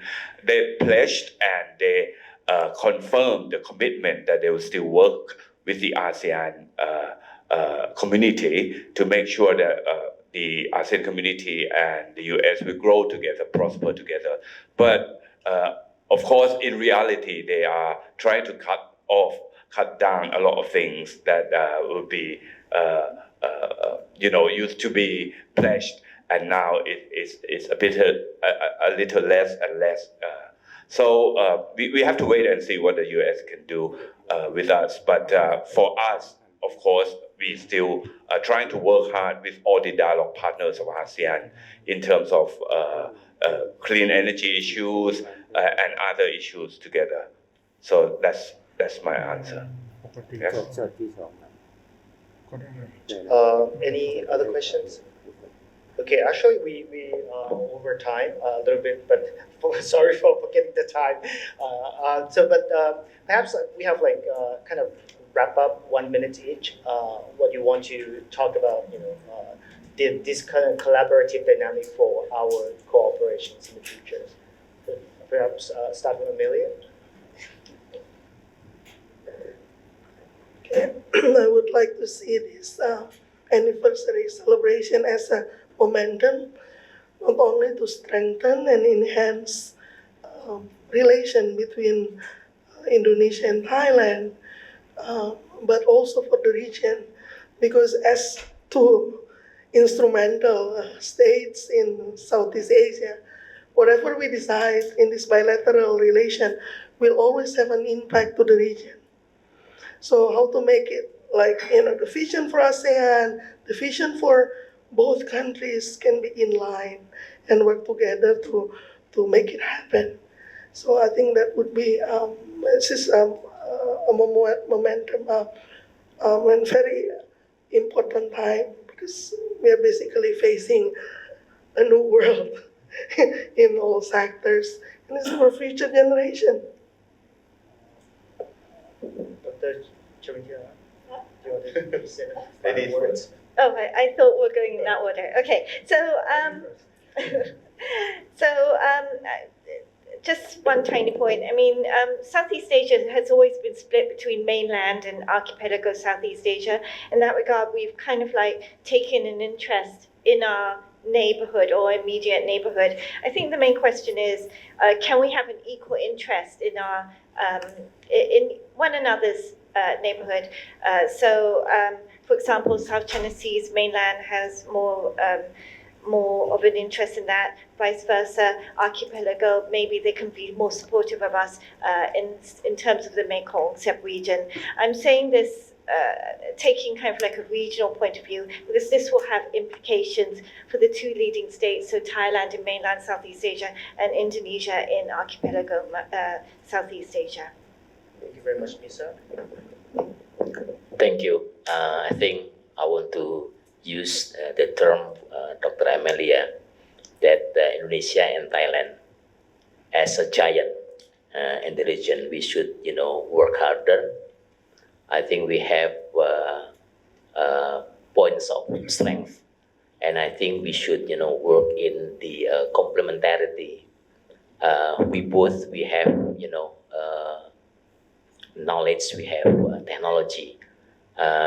We are given the abundant resources, and I think we both, Indonesia and Thailand can work hand in hand to put the point of strength of each other. And I think this is the momentum. This is the right time when we celebrate the 75th anniversary. And we really hope that the exchange of the government officials up to the top leaders can be really beneficial to reflect how important the bilateral relationship between Indonesia and Thailand. I think, of course, for the benefit and prosperity of our two people and region. Thank you. Dr. Subit. Okay. I'll be short. I'm not only passionate about ASEAN. I believe ASEAN can help us, especially in difficult times. I believe at this time we have to meet the challenges together. So our bilateral relations should complement our effort at the regional level and beyond, and vice versa. And for Indonesia and Thailand, it is not just opportune, but it is critical at this juncture that we really have to take the opportunity. And it is the opportunity at this stage to really try to strengthen our partnership, to make it more strategic, and to work together with the other ASEAN member states to ensure our resilience and our strength, our unity. And thank you. Thank you very much, every panelist. It's a very excellent discussion. So we come to an end. I would like to express my sincere appreciation to the government of Indonesia, the embassy of Indonesia in Thailand, and all the panelists for your support and agreeing to be here. And of course, the audiences, who came all the way to Chulalongkorn University, and your support really helped us to, continue this dynamic of academic engagement to policy world and the public. And thank you very much, everyone, and hope you have a great trip back home. Thank you again.